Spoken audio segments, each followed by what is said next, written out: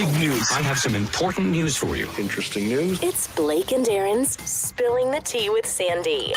Cayman's top news headlines of the day from CMR. Brought to you exclusively on Kiss FM by J. Michael. Fashion for everyone. Good morning, Sandy. Hey, good morning, Blake and Aaron. How are you guys doing? Good. Happy Friday. Thank you. Making headlines this morning. Crime Stoppers is offering up to $50,000 for anyone who can help in the successful apprehension and prosecution of the individual involved in the bananas robbery that we were talking about yesterday morning. So this is the one that's a little bit strange, but the police have said that there was some sort of a dispute in the bar. A masked man armed with a firearm approached the victim as he went to leave his vehicle and demanded his valuables. The man used the door of his vehicle to push past the robber and ran from his vehicle in the direction of the bar, at which time the man fired at him. Wow. Yeah. It's worse than we thought. The armed man chased the victim back inside the bar before leaving and stealing the victim's motor vehicle. Wow. So thankfully, no one sustained any injuries. The vehicle was later located by police and has been recovered as evidence. So if you know who this person is, please contact Crime Stoppers 949-7777, or you can visit their website and make an anonymous tip. Wow. You said the robber was there for that particular person? It seems like, it seems like he would know who that is then. I mean, you would kind of think so, but anyway, police are asking anyone with information to please step forward. Vendors are being invited. Public beach vendors are being invited to submit their application to the Public Lands Commission for people who wish to sell or trade goods or offer services at the 7 Mile Public Beach. And this was following Cabinet's approval of the 7 Mile Public Beach vendor policy. And the Ministry of Lands is eager to see the vendor policy implemented and the vending situation on the beach regularized so that it's a little bit more, professional.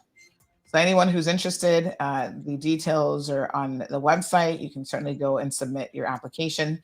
You can also email plc@gov.ky for more information. I mean, it's terrible to go there and get hassled now. Mm-hmm. I avoid it.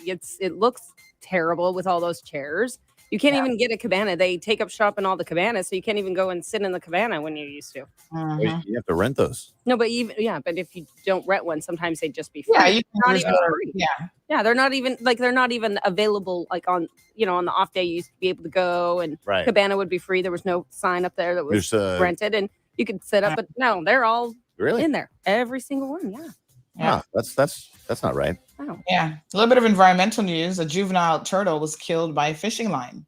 So, of course, trying to remind everyone about the importance of picking up your trash and not just throwing stuff in the ocean or on the shoreline, and being very, very concerned about the environment. We're going to be talking about this morning after we posted video footage of a man taking a whole lot of lobster. I am just watching this. So went over into the marine reserve and just took lobster. I saw that video. It's so great. That was here in Cayman. Yes. And where did they not go and I see someone filming it, but did they find the car? We understand that a captain, a boat owner, has reported it to the Department of Environment, and we have a name, which we'll be talking about this morning, of who this individual is. But this is just so unbelievable. Yeah, it seems like there's a lot of people who just don't care enough about the environment, to be honest. Kind of sad when you think about it. Yeah. So those are your news headlines this morning. Yay, Friday. All right. Have a great weekend. We'll see you Monday for Headlines, Sandy. Absolutely. Have a good one. All right. Catch Sandy's show. All right, folks. We got another minute or so before we're going to be live on the radio. I'm trying to find my light. Give me 1 second here. Yeah. My overhead light is off. I had to install a new app. And so, oh no, that's the wrong one. Hold on. Give me 1 second here.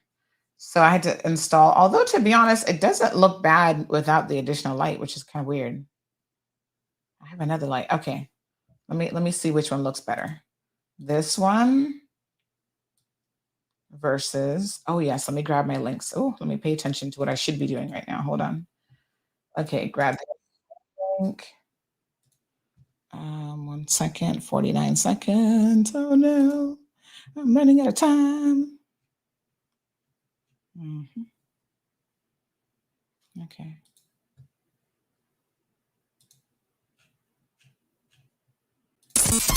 Bigger, better, bolder. The cold, hard truth is taking talk to the next level. Right here on Bobo 89.1 FM, Cayman's Community Radio. We are still spilling the tea. And committed to being part of the change that Cayman so desperately needs. Join Sandy Hill weekdays from 7:30 a.m. for Premier Access, Cayman Voices, Truthful Thursdays, and much more. Cayman's #1 talk show is now bigger, better, bolder, and more than talk. Getting results with hot topics, consumer reports, court exposés, and more. I've come to set the record straight. I've come to shine the light on you. Let me introduce myself. I am the cold, hard truth. Now, from the CMR studio in Grand Cayman, Live, direct. it's the cold, hard truth. Now, join the conversation on 345-936-2626. That number again is 345-936-2626.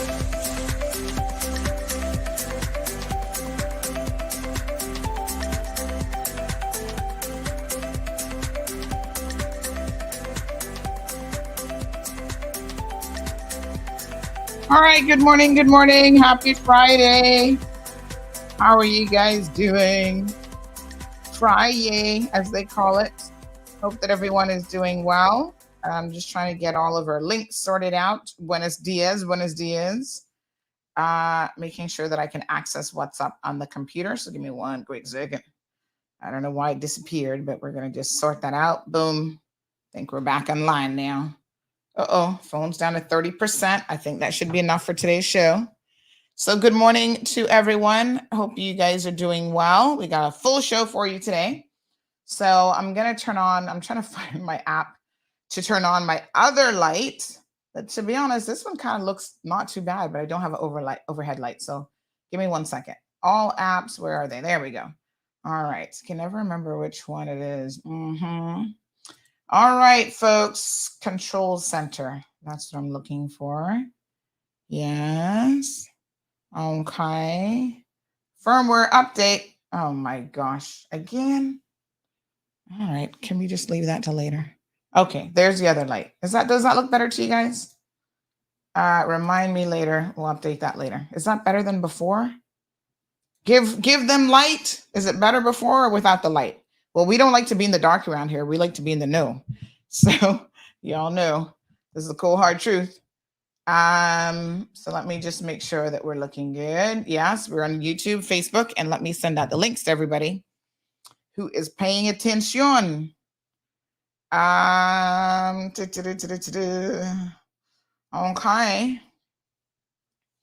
All righty. Let me see. Did I send this to myself yet? No, I don't think I did. All right. So there's a way that I do the links. Okay, so we got a guest coming on at 8 o'clock. So let's see what topics we can get through before then, because we do want to talk about a few things. First of all, the RCIPS is offering, well, Crime Stoppers, I should say properly, is offering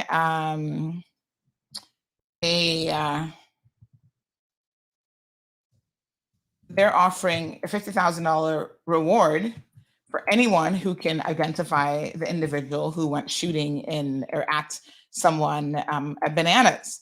So this is a pretty crazy story. We were just sharing it in the news segment. And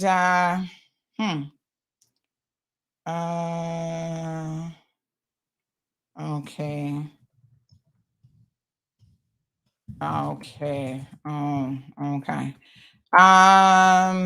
Right. So these are the details. I mean, I guess if you know, you know. Somebody always knows something, to be quite frank and honest. These things don't happen in isolation. I feel like this individual is probably known to the person that he was shooting at. So maybe they just need to come forward and collect the $50,000 themselves as the victim. But I do get the distinct feeling that they would know who would have been chasing them. So, it's crazy that you could go in a bar, have an argument with someone, and then a few minutes later, someone is shooting at you and steals your car. I don't really know what this is about. This feels a bit like, there was some kind of beef there potentially before. Very, very dangerous, as we've seen when people feel like they can go in public spaces and shoot at anybody. In fact, we've seen this happen before with devastating results where multiple people were killed. Mass shootings have happened in this little country of ours, this little island of ours, I should say. And it's really shocking and devastating that anybody would do this sort of thing. I mean, bullets don't have a name on them, especially when you're in a public place and you're just like randomly shooting at people. Innocent people have been shot. We've had a child shot before in this country and died at a gas station because of recklessness. So anyone who was at Bananas that night, security guards, other patrons, they all should feel like their lives were at risk. So the police have said the following. The reports are just after 3 a.m. Thursday, which was yesterday morning, police and other emergency services were dispatched to liquor licensed premises on Eastern Avenue. We all know that that's Bananas, where it was reported that a shooting incident had taken place. So they said it took place following a dispute inside the bar. A masked man armed with a firearm approached the victim as he went to leave in his vehicle and demanded his valuables. The man used the door of his vehicle to push past the robber and ran from his vehicle in the direction of the bar, at which time the man fired at him. Wow. Sounds like he's kind of lucky that he didn't get hit. This guy might have just been a bad shot. At which time the man fired at him and the armed man chased the victim back inside the bar before leaving and stealing the victim's motor vehicle. So hopefully they have the motor vehicle. It was apprehended, they said, a short time later. So hopefully they have some forensics that they can take off the vehicle. But they said no suspects have been located at this time. And luckily, no one was reported injured. Anybody know who this person is? $50,000 is on the line. Get your $50,000, honey child. If you know who this is, you shouldn't really be doing it for the money, but I realize that money is a real motivator in this country. Anytime there is an incident, people don't do it for, let's get these criminals off the street. Let's, do it for this reason, do it for that reason. No. Everybody's like, how much did you say the reward money is? That's the real reason why people are doing it, which is kind of sad. So if you can assist the police, do what you can do. That's my only recommendation. All right, let's talk a little bit about the environment. I'm often shocked at the lackadaisical attitude with which we treat our environment. We have certain things in place that are meant to protect the environment at all costs. And I think that, unfortunately, you can't leave it up to human beings to do the right thing. We have really got to ensure that there's enforcement, which there always seems to be a real problem with enforcement. Even with the animal control laws in this country, right now, my understanding is there is only one animal control officer because the other one got fed up and left. Imagine that. They can't even keep staff. It's already an understaffed department, but now they can't even keep staff because of the hassles on the job. These guys are being threatened on a regular basis. Listen to how crazy this is. They're supposed to be enforcement officers. They are being threatened on a regular basis. And so That's part of the unfortunate thing about doing their jobs. And I don't think they have any real backup from the police or anybody else for that matter. Really quite shocking and unfortunate, but this is what these individuals are having to deal with. So Department of Environment also has Marine officers who have some degree of enforcement power. And again, you know, you have to wonder what is really going on here, because we witness things like this man taking, I'm going to show you guys this video here in a second, all these lobsters out of the ocean. And what was more concerning to me was the number of you who, especially on Instagram, which I know that Instagram is a much younger crowd. And so I kind of always read Instagram with like a side eye, right? Those people over there on Instagram, it's unfortunate because it's an indication of what our future is, you know, not even our future. It's an indication of what we're dealing with right now. Like people will get arrested for serious crimes and there are people commenting on Instagram like, oh, let my nigga go. And I'm like, what? You guys are so, you demonstrate your ignorance. And it's really, really concerning. You know, it's just unbelievable. So I guess I shouldn't be entirely surprised when I see people, oh, he's got to feed his family. You got to feed your family by raping and pillaging the environment. And when there's nothing left for any of us, when the lobsters have disappeared, the conch have disappeared, the wilks have disappeared, like everything has disappeared, what family are you going to be feeding? Destroying the environment, claiming that you have to feed your family with a handful of lobster is ridiculous.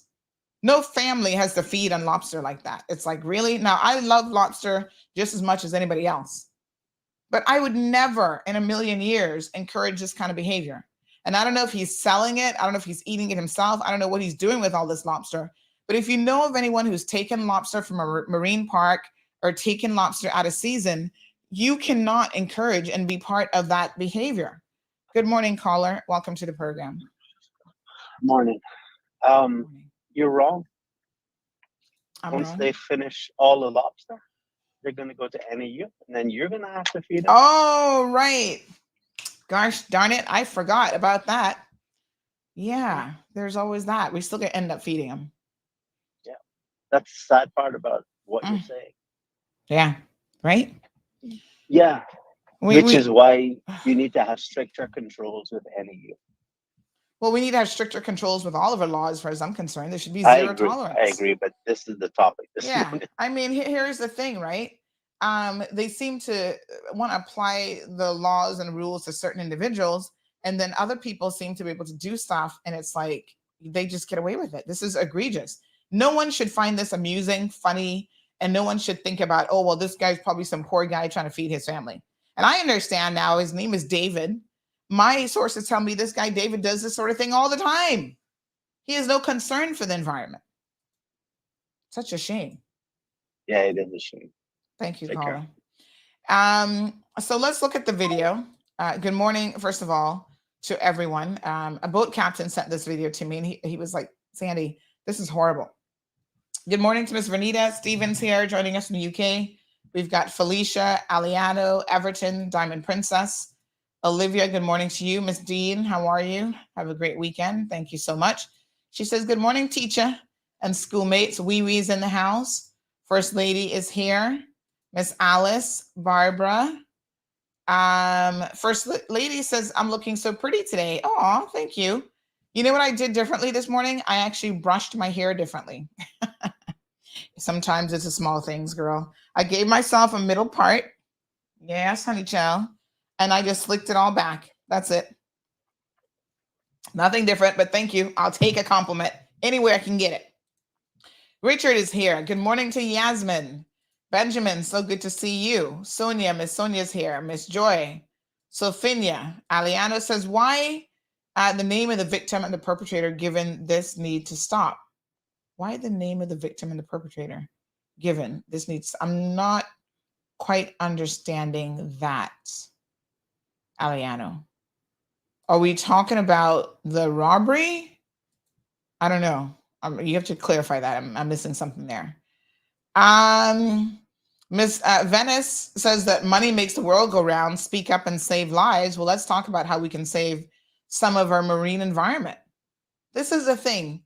Cayman has, a beautiful environment, but it's also very, very finicky. Like it's very likely to be damaged by over poaching and careless and reckless behavior. It's delicate. That's the right word that I'm looking for. So this is why we need to do our best to try to protect it at all costs. So check out this guy. This is where I say name and shame all day long. Look at him.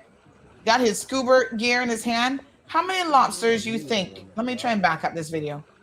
How many lobsters you think are in his hand? I mean, it's a fistful. He looks like he's struggling to come out of the water. He has so many lobsters in his hand. That is a lot of lobsters. Look at him. My God. Wow. Off to his little vehicle there. Putting him in the back of his vehicle. There's another guy sitting down with his little fishing line. And he's throwing all them lobsters in the back. They look like they must have had a feast last night at his place. So this is not amusing in any way, shape, or form. This is what came along with the video. This person said this it was a series of photos and videos was reportedly taken at Starfish Point today. This man swam out from Starfish Point into our marine reserve. Here, this one. Where taking of any marine life is illegal, including the shore fishing in the video. So the other guy also should not be sitting there shore fishing. Is it that you guys don't know or you just don't care? Which do you think it is? Is there signage at Starfish Point that said this is a marine zone, no fishing, no taking of, what is it? Oh my God. So, blatantly taking lobster in an illegal location when lobster is out of season and more than the legal limit, even when and where permitted. Poaching doesn't get any worse than this. This man obviously has absolutely no fear of prosecution. This is disgraceful. So let me understand what this tipster shared.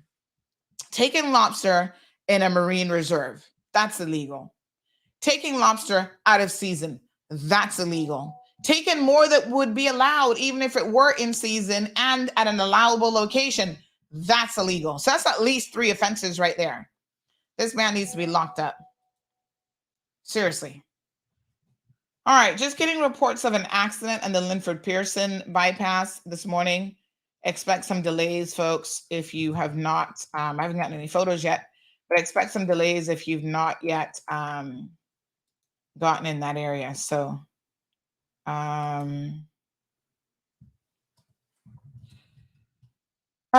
what a mess. This is really unbelievable. So somebody says, feeding my family my wrasse, he is selling these lobsters. There is signage at Starfish Point, signs clearly visible from land and sea. So that wouldn't have been an excuse anyway, because, not knowing the laws and not knowing the marine reserves. But I'm just wondering, how anyone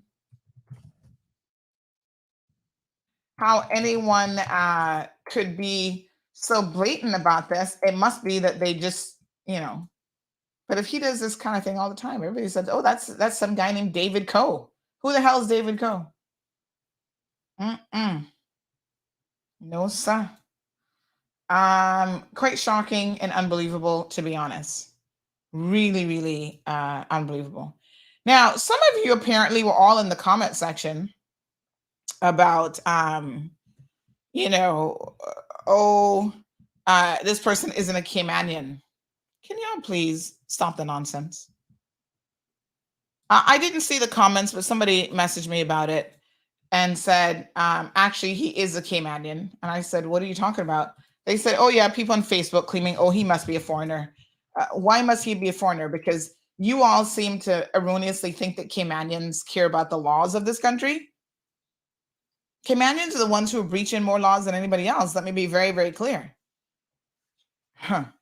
Right? It's Caymanians that are entering marriages of convenience and marrying foreigners just to get a few dollars. It's Caymanians who are taking out work permits for people when they have no work for them. It's Caymanians who are occupying most of Northwood Prison. All of our young gangbangers and the like. So be very, very clear what I'm saying to you, honey chow. I'm not into making excuses for anybody, right? I don't want Caymanians destroying our country. It's our country, yes, but the last in the world you should be trying to do is to destroy it. And I don't want foreigners destroying our country either. Am I more insulted when someone comes here and gets into foolishness, criminal activity, and so on? Yes, of course. But it doesn't mean that I'm going to give Caymanians a pass for doing foolishness either, just because you're a Caymanian. It doesn't really matter to me who you is and who your mama is. In fact, I think at times, I'm just going to moisturize a little bit. Excuse me to my on-air viewers. Y'all know me and my vitamin E. Those of you who, I kind of feel in a way more egregious about both. I don't know if I'm more offended by when an expat does something or when a Caymanian does it. Because you should care about your country more than anybody who comes here. Now, I don't like it when people come here and insult me either. Because y'all know I'm going to put you in your place then as well. But I believe in putting Caymanians in their place too. So as I always say, I'm an equal opportunity person. I'm going to hold y'all equally accountable for all of your egregious behavior. Got to moisturize in the mornings, folks. Take my advice for it. I have very dry skin. And moisturizing is super, super important for your skin. All right. So good morning to Miss Ann. So we're going to make this man jackass of I think he needs to be more than just a day. He needs to be of the entire, at least a whole month, right? Status. David, if that really is you, you should be ashamed of yourself. I don't know who you is and how your mama raised you, but she didn't care. She didn't raise you to follow the laws, apparently. And you don't seem to care about what's happening in this country.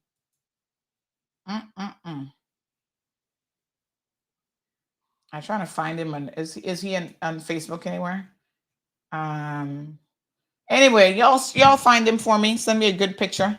Let me get a look at who this man is and try to find out from him, why is he pillaging and raping our marine reserves like this? And that whoever the other gentleman is who's sitting at the shoreline fishing, sir, you're not supposed to be there either. So you can't get a pass either. I mean, I don't know how many fish you eventually caught, if you caught anything, but come on now, get it together. Really and truly. What you doing? Here's another story related to the environment. The Department of Environment said, warning, some of the following images might be disturbing. Well, I hope y'all are disturbed, because it occurs to me that the only way that you are not going to be disturbed is if we stop this and we don't have to see these images at all. Look at this juvenile turtle. Yeah? Now y'all talking about how much you love to eat turtles. Soon they're going to be a thing of the past, and there's not going to be any turtles left to eat either. This poor turtle got caught up in some fishing line, and he was killed before he could even get to live a proper life. Poor little thing. Oh my gosh. So what are y'all going to do when all the turtles have disappeared and you can't get no more stew turtle? Then you're going to be trying to go out there poaching them in the works, right? I know. Y'all just don't care. You feel like the environment is there for you, and it doesn't matter, how much is left of it.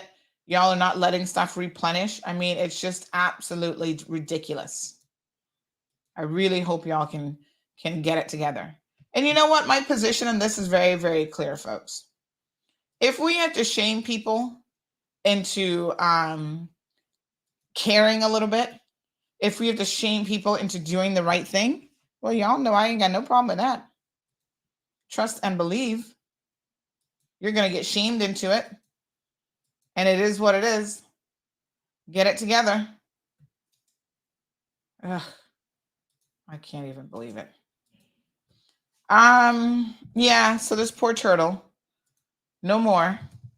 because of people just being careless with their fishing lines. I mean, you can't go fishing and just leave your debris all over the place. Pick your stuff up. You know? Oh my gosh. I'm going to show y'all the images here of how somebody killed this poor little turtle. Aw, it's horrible. Poor thing.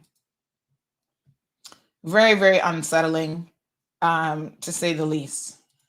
And, you know, like I said, maybe it requires people being a bit put off this morning with these images to really recognize why they should care about the environment. There he is. Poor thing is dead. That's it. He's not going to reach to adulthood. He's not going to be able to have any babies and live a full life. You know, if we want to continue eating turtles, folks, we have to make sure that we're protecting them, right? And you can't be poaching them. You can't be, you know, killing them with fishing net and all of these other things. I'm just saying, you've got to do your part. We can enjoy some of the environment. You can't overfish. And I think people here don't get it. Oh yeah, I gotta go and catch about 50 wahoo and this and that, blah, blah, blah. And they're getting smaller and smaller and smaller and smaller by the day. And y'all don't recognize the dangers of doing this kind of behavior. Good morning to Miss Morna. Diana, how are you? Debbie's here. Johan, I feel like I need some cow cod with your name on it. If you were in class, I'd make sure you sat up front and I'd have the cow cod ready for you because you look like you always need it. He says, my side dime piece looking fiery today. You silly boy. Sophia says the robbers. Oh, I don't know who the robbers are, honey chill. I must tell you, there's certain places I do not go and I do not hang out. Olivia says, how can bananas have so many infractions and never there's any prosecutions of the owners or establishment placed under probation? I wonder who's an investor or which politicians have interest. These are already, there was already a murder, mugging, stabbing, shootings. You know what? I don't know that any of those things are infractions. I know this is going to sound crazy, Olivia. But the owners of this establishment will say, well, that ain't got nothing to do with us. We offer, you know, services to our clientele. I guess it's a bar and whatever. We can't control who comes here. And, you know, we can't control what they do when they come here. So I'm sure they're doing the bare minimum to keep their liquor license, right? So they must have a security guard out front. And that's it. What else are they supposed to do? So those are not infractions on their part. It's the patrons that they're attracting. Now, to be fair, there's certain things that attract certain types of patrons. And we've seen this happen before, certain types of music, certain types of girls that you have hanging out with your patrons. They attract a certain clientele. Although you'd be surprised who'd be going to Vic's bar. Some certain lawyers, I'm like, what are you doing at Vic's bar?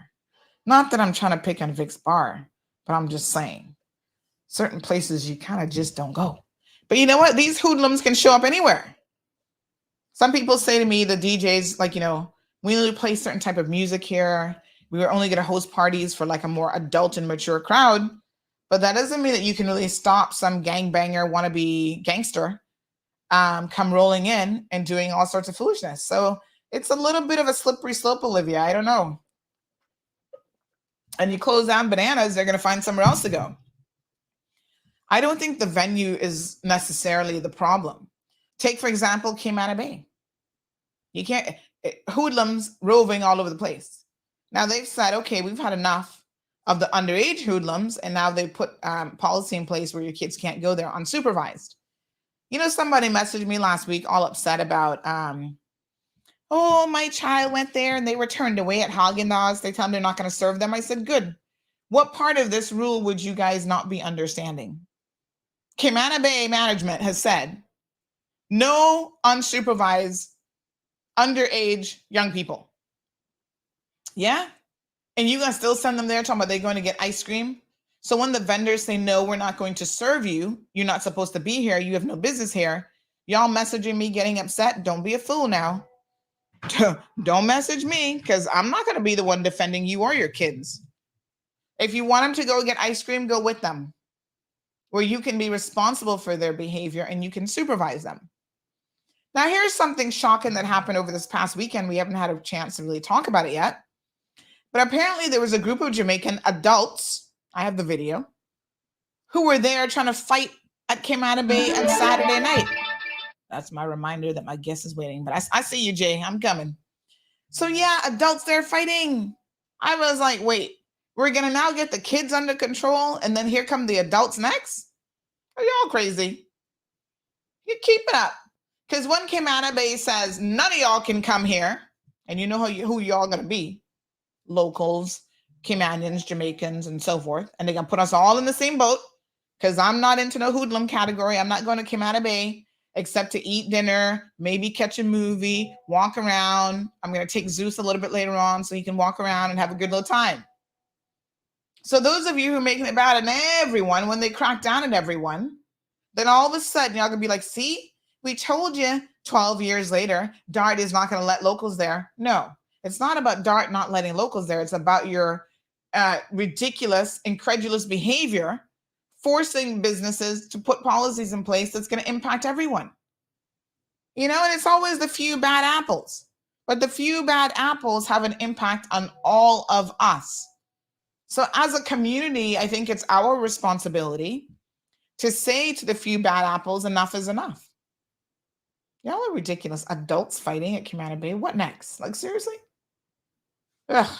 Marshall says they don't care. There's a bunch of selfish people with no regards for the law. Talking about that guy, David, of course. Are you able to identify the man that got robbed by bananas? I don't know who it is, so I can't identify somebody I don't know. But why would you identify the victim is the real question. It's a perpetrator that I'm sure the police know who the victim is, so they don't need the victim identified. They need the perpetrator identified.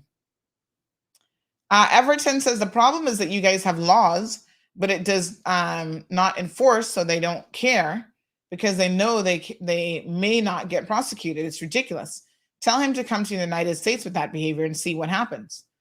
Well, let's be fair, Everton. If he was in the United States, he might have got shot and killed for taking lobsters or put in a chokehold and died. We're not trying to do that either. So yes, there's enforcement and then there's craziness. So I don't know, but I agree with you, generally speaking, about the lack of enforcement. Again, I was talking about the animal welfare people. Every single time I'm walking poor Zeus, I have an anxiety attack because the dogs next door are still over there barking and pacing up and down. And I'm like, oh my God, the day they get out again, what am I going to do?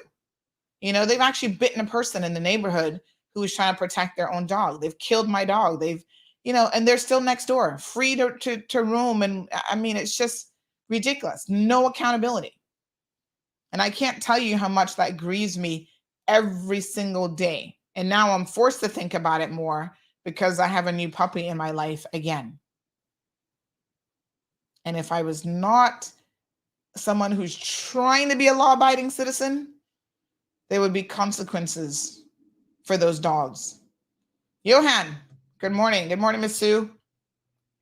So Johan says, does it matter if it's Caymanians breaking the law? Apply the rules plus all laws across the board consistently instead of making excuses for the special few and those that consider themselves to be royalty because of money plus social status or standing. Yeah, to me, it doesn't matter. And I, I'm like, why do people even go there?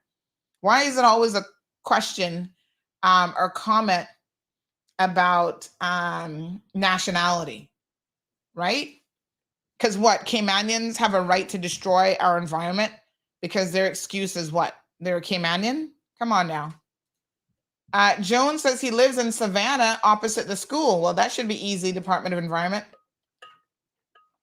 Contact the police and go make your arrest. There you go. Now you know exactly who he is. Go get those lobsters. They're probably still in the freezer. Sophia says it's wrong for taking the lobsters. They're not in season. Not only they're not in season, but this is a protected zone. Oh, it's bad enough y'all going there touching and feeling up the starfish. Just ridiculous, man. Oh my gosh. Damien says government and DOE need to do their part. I understand that, Damien, but you know what? If every single person took accountability and responsibility for their own actions, wouldn't that be wonderful? Yes, the police always have a part to play. Department of Environment, government. But why are we putting the burden on them, right? Oh, somebody, well, nobody wants to respect the traffic laws at the Hurley's roundabout. So let's have the police sit there like they have nothing else to do. Let's have them sit there 24/7 trying to tell people to please follow the traffic laws. At some point, people just need to be held accountable. And people should be thinking, I need to just do the right thing. Not because, government might not have enough resources, enough manpower, enough policing resources or whatever, that you feel like, okay, I can break the law and if I don't get caught because, there's not a cop around every corner. I mean, do y'all want a police state? Have you ever been to Cuba? In certain areas, especially the touristy areas, every single corner, there is a cop who is there with a gun. Is that the level of policing that we need for people to be good citizens? Come on now, this is ridiculous. Mr. Cecil, good morning. He says Cayman Bay was never designed for locals. Well, that's funny because locals are taking advantage of Cayman Bay more than anybody else. And if it wasn't designed for locals, Cecil, your kids would never have been able to go there in the first place. They have put up with children for over 10 years, having free, unfettered access to that establishment. So I'm not sure when you say it's not designed for locals, what you mean by that, because locals are the ones going there, enjoying the cinema, going to the restaurants, shops, walking around, going to the ice cream shop, the coffee shop, the bookstore, the gelato. I see more Caymanians at Cayman Bay than I see expats a lot of times. So I don't know what you mean by it was never designed for Caymanians, for locals. Because locals use that establishment a lot. And if it wasn't designed for locals, they sure have given you guys a pass for over 10 years. And they've only changed it because of people and their bad behavior. All right, Damien says because it's their civil duty and what they get paid for to lead by example, then the rest will abide. I don't think so, Damien. Of course, we're going to hold government and Department of Environment, everybody else to lead by example, but that doesn't mean that other people are going to do the right thing. For the record, the Department of Environment and their staff out there working extremely hard. They only have so many enforcement officers. Again, how many enforcement officers do you think are going to be enough? Did you guys see the video last week, since we're talking about the environment, of the person with the stingray who is basically manhandling the stingray and pulling on its tail and taking it out of the water? And I said to myself, you know what? The day that we have a tourist, because they're the ones who are going to sue you, locals, you'll be able to get away with it. But the day that we have a tourist get poked by one of those, the stingray barbs, right, and gets injured or killed, then there will be a severe clampdown on what you can and can't do at Stingray City. But these guys are out there every single day. Why are they mistreating the stingrays the way in which they are? Anybody has that video for me? We're going to bring Jay in now because he's been patiently waiting. But send me that video again because I want to show that.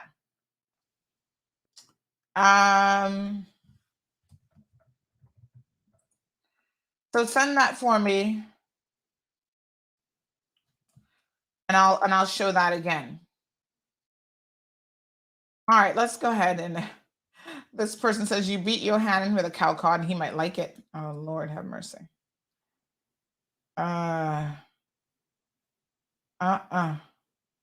Okay, so someone says, Sandra, it's because he's white. They're saying that he's an expat.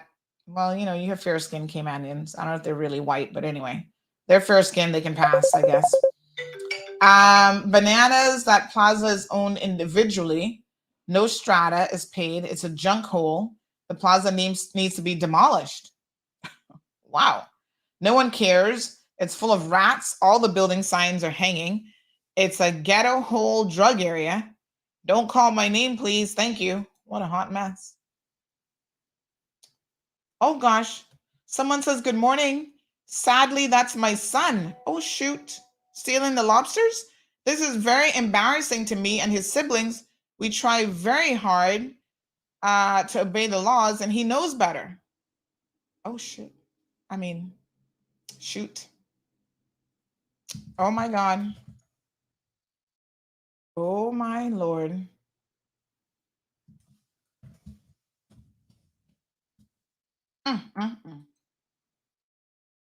Oh, hot mess. Ooh, honey child. On that note, let's bring Jay in. Let's take a quick commercial break, and then we're going to speak to Jay Earhart from Taste of Cayman.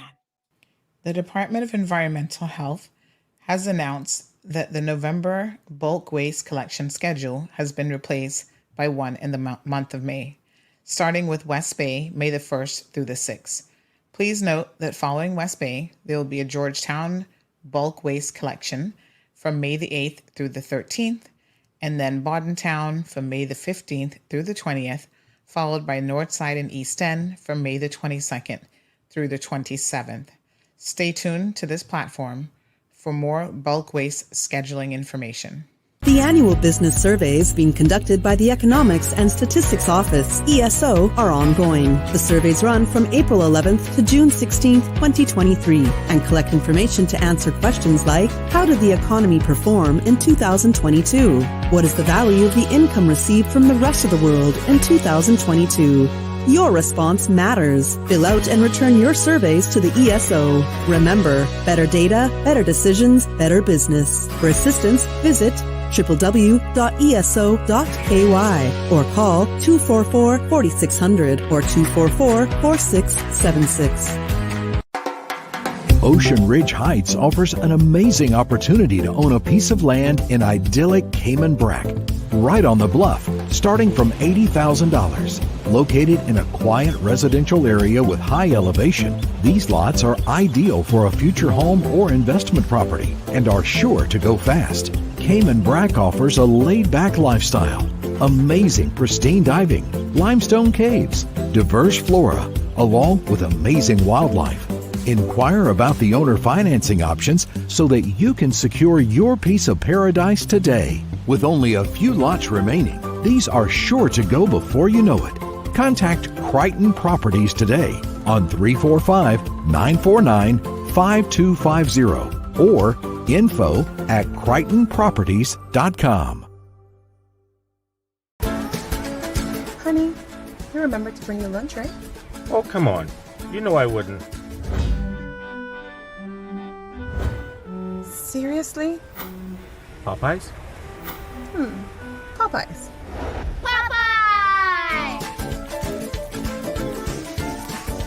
Popeyes to the rescue again. Mommy, I prefer this to your chicken anyway. Oh, no, you didn't. Cayman doesn't just like that chicken. We love that chicken from Popeyes.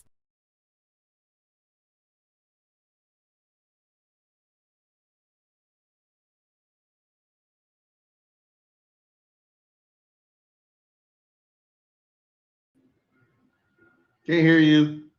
Oh my goodness. Thank you so much. Forgot to turn the mic back on. Good morning, everybody. Welcome back to another edition of the Cold Hard Truth. It is May the 19th, Friday edition of the show. Jay, thank you so much for joining us today. Not a problem, Sandy. Always good to see you. Yes. So listen, you had Taste of Cayman, amazing event. Lots of planning went into it. And I think no matter how amazing an event is, you're always going to have some feedback, constructive criticism, fine. And then some criticism that may not be warranted. So thank you so much, first of all, for agreeing to come back on the program post your event. Because one of the things a lot of people don't know, if you're in event management, it's always a great idea to have little meetings afterwards and assess how the event went, what things could be improved upon, where did we do well, where didn't we do well. It's just good to recap. And so because, CETA is such a big part of this community, the Cayman Islands Tourism Association, there were questions that came up and some negativity that was afloat. And I really appreciate you addressing this head on. Not a problem at all. We've got nothing to hide. It's the thing to remember, I think, is that thousands of people walked away from Taste of Cayman with an excellent experience. Yes. Absolutely, hands down, one of the best experiences they've had a really wonderful time, no complaints, no nothing. They understood that it's almost 5,000 people at a venue that holds that amount with only 30 vendors or so on and so on. It's going to have some long lines. It's going to happen. We tried our best to get rid of the long lines. It didn't work as well as we'd hoped. We wanted that was the main idea. And in festivals of this size, you have to have the wristbands or something like that. And it was just a way forward. And we knew there was going to be teething pains.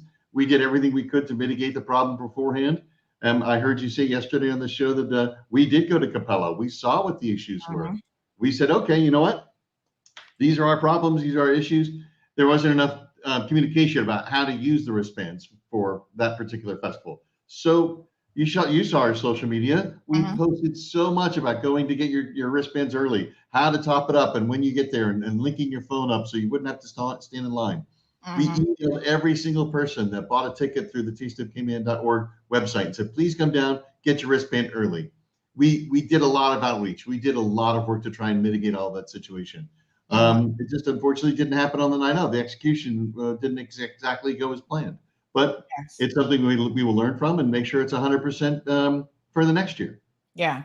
Now, one of the things that was a little bit confusing, and I know people were asking, part of your events management team and volunteers and so on, was there an actual app to refill the wristbands, or was it a portal, or what was it? Because there seems to have been some confusion around that aspect of it. I think the terminology got mixed up. We thought we were told app. And when it really was a portal. So in the portal, once you linked up your phone, you were able to load up I have it on my phone. You were able to load it up onto your wristband. It was a little more time consuming than we had hoped. It was a little more confusing than we had hoped. We raised a lot of issues prior to, and we were assured everything was going to work perfectly. And unfortunately, it didn't work perfectly with the wristbands because there were some hiccups along the way. So I want to be clear, this isn't your part of the organizing, so to speak. You rely on Events Pro. And so Events Pro has some responsibility with probably trying to sort this out for the next time. I don't want to throw anybody under the bus, Sandra. Yeah, I'll do it for you, Jay. I'm going to throw them under the bus because I want people to understand. Taste of Cayman, CETA, doesn't develop the app. They didn't develop the wristbands. They're using a third-party vendor in order to, provide those services. And it was the same concept at Capella, right? It was a third-party vendor that had they give out, I guess, little whatever for the vendors that are there to scan and see how much credit you have and so on. And people were complaining that, they were putting credit on and credit was disappearing. And they wonder if something had happened to the credit. I know in my case, I had a wristband that didn't seem to have any credit on it at all. And I remember solving that problem for you.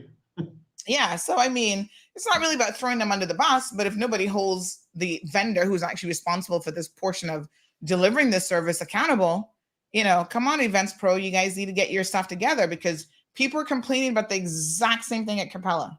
And then a week later to have the exact same complaints for what I think was a much bigger event. I think you actually had more people than Capella. I could be wrong. You had an immense number of people at the food festival and lots of different stations and so on. It was concerning to see that those issues hadn't been fixed and hadn't been rectified. But that's not necessarily your problem, although it makes you look bad as the host of the event.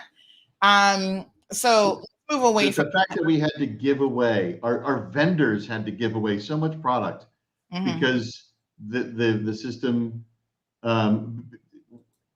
Because of that, it was disappointing. But we're going to fix it. We're going to make sure it's 100% accurate, and we'll do whatever it takes for next year. We know that this is the main issue, and everything else went great. The demo stage was fantastic. The All Things Cayman section was probably the largest and most fun I've seen in years. Our stage and our entertainment filled with Caymanians. Loved every second minute of it. So that part is solid. We just got to get down the long lines and the payment process, and we'll get it next year. We announced already next year's date, so we're just got 10 months to work on it. We're going to make sure it happens. Okay. Now, the other area that you got some criticism, and I saw, I think it's always interesting to me, the people that criticize and don't necessarily take the time to ask questions or to figure out why things are certain ways. So former Miss Cayman made some comments that, oh, you guys needed to have more local vendors. And we've had people here on the show as well say, why weren't there more Caymanian businesses? So explain to us, Jay, how does this work?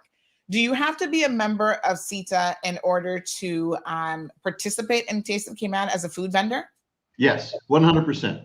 And it's each member of CITA is approved by our board of directors. So you can't just apply to become a member and you're automatically granted. We have to approve you. So you have to be a member of good standing in the community. You have to have a trade and business license. There are several other things that are going to the idea of becoming a CETA member, because the CETA, to say you're a CETA member is like saying you're a chamber member. You stand above. You are a good business person. It's along those type of lines. So we want to make sure that we're serving our vendors are serving the best quality that you could possibly get at Taste of Cayman. So yes, you have to be a CETA member. And then also you've got to think it's a lot of hard work out there. And by the way, every single CETA member, every local business, period, every business in Cayman is owned by a Caymanian. So they are Caymanian businesses.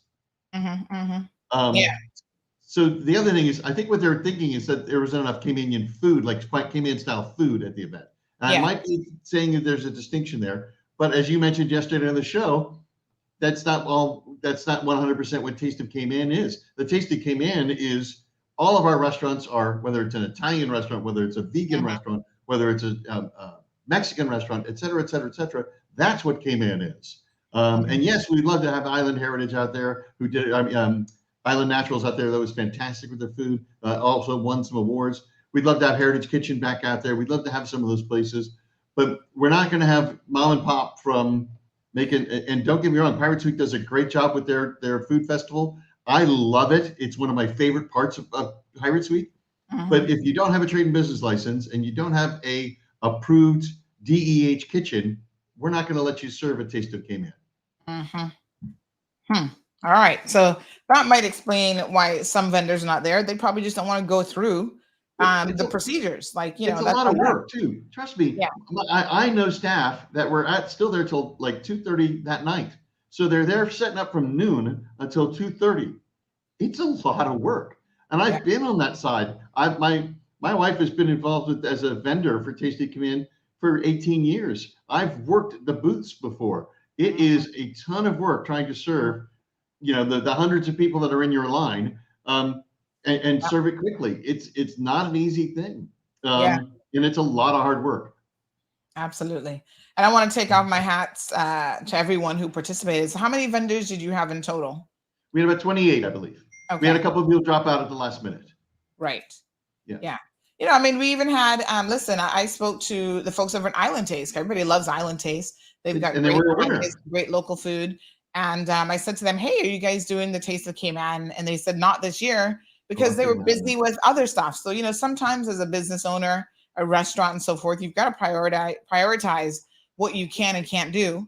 And they just couldn't fit it into their scheduling this year, because it does require a lot of preparation, and it requires you to have a lot of staff that can be dedicated to that specific event. So if you're still having staff shortages, for example, you can't participate in an event like Taste of Cayman, because who's going to be at the restaurant doing other stuff or catering, or you've got to balance all of those considerations.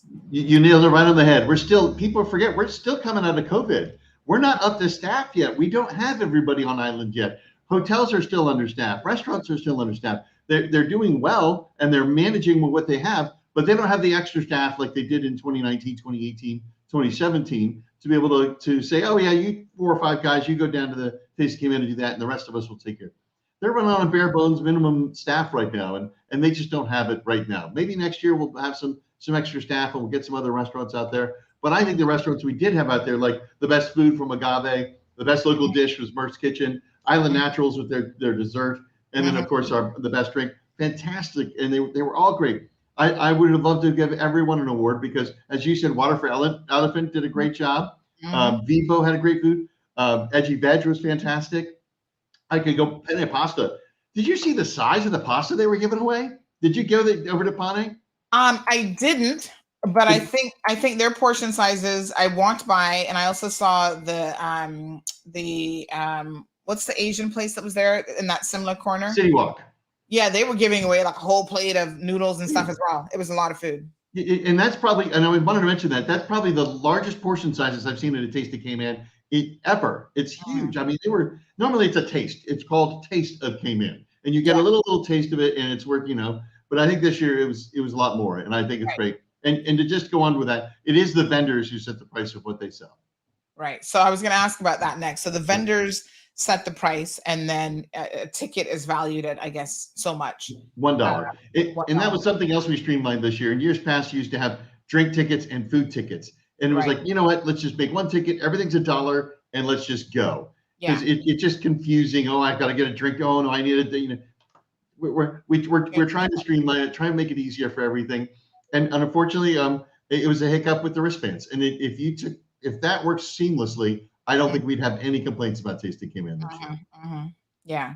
And so do you encourage the vendors to keep their pricing as reasonable as possible? Because there were people who were saying, $5 for, I don't know, whatever was ridiculous. I don't know exactly. I wasn't really looking too much at the ticket prices myself, to be honest, but yeah.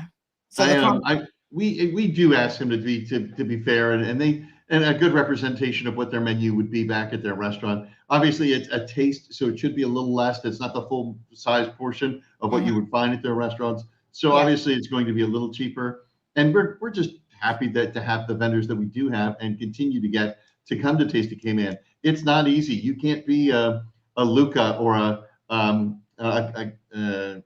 Aqua or something like that and still take care of your own restaurant and then send staff out to Taste of Cayman as well. It's a very difficult thing to do. And we're going to work on it this year. We're going to try and talk to how we can make it better and different. And we'll make it better. And I'm determined to make these the best that there have ever been. Okay. All right. So some questions were sent in advance. Bring it on. We've got nothing to hide. So the proceeds of this event go towards what? I mean, I know this is the Cayman Islands Tourism Association. Right. And so tell us a little bit about what you guys do for your members. We do a lot for our members. We hold quarterly updates with our Ministry and Department of Tourism, so they know what to expect coming in and what they are doing for tourism in the Cayman Islands. We represent them on many different issues. Currently, we're working very hard on several different fronts, including the minimum wage aspect and trying to deal with the sargassum issue that comes to the island. Beach erosion is something else we work on. So we're, to put it in lack of a better term, we're a lobbyist group for the industry to the government about the way forward. And we're a sounding board for the government to find out, okay, can we do this for tourism? Is this a good idea? Do we do it this way? So that's what we are. And since COVID, we're bare bones. I'm the only employee at the Cayman Islands Tourism Association. We moved offices into a tiny little storefront on West Bay Road compared with the nice big Caymanian house we had before on West Bay Road up by the Grove. I worked out of my house for 2 years during COVID. We're still getting back on our feet as an association, as I'm sure everyone is, like the breast cancer awareness and all of those guys who weren't able to have their gala dinners and things like that during COVID. So most of the associations and nonprofits in the Cayman Islands were running on nothing during COVID. So we're still trying to ramp up and get back together. And I know we didn't make as much money on this Taste of Cayman as we have done in years past, but for us, Taste of Cayman isn't about, yes, it helps to make some money, but it's about providing an event that is a signature event for the culinary capital of the Caribbean. It is more of showcasing what our restaurants and what our people can do, our local talent, our local food, our local heritage. That's what Taste of Cayman is about. Very good. So someone said that you're getting a big fat salary and this helps to pay your salary. How do you respond to criticisms like that? Hey, I need a salary too, but it's not that big. I mean, I work hard. I deserve money for what I do, but it's just me, we've really tried to pare it down and we've cut costs tremendously. And I wouldn't say it's a big fat salary, but when you're the only person in here doing chief cook and bottle washer, you gotta get paid. Yeah. Yeah. All right. Someone also said, why doesn't CETA offer scholarships to young Caymanians? Do you guys have any scholarship opportunities available? Are you able to do anything like that? We have in the past. We've assisted with some scholarships. There was the Bob Soto scholarship we had in the past. Things are ramping back up after COVID, and we will get that. But we also have been instrumental in helping with training. We sit on the board of the School of Hospitality Studies. We assist with that. We're currently in discussions with the ministry to help and assist with more training of locals, specifically for the Culinary Institute areas and things like that. So yeah, we're working with them. But right now, again, we're bare bones. We don't have the money to give a scholarship away right now. We just don't have it. Okay, so another person says, hi, Jay, I think people misunderstood the concept. However, I do feel that if I go to taste food, it shouldn't be what is always on the menu. Maybe I think too outside the box.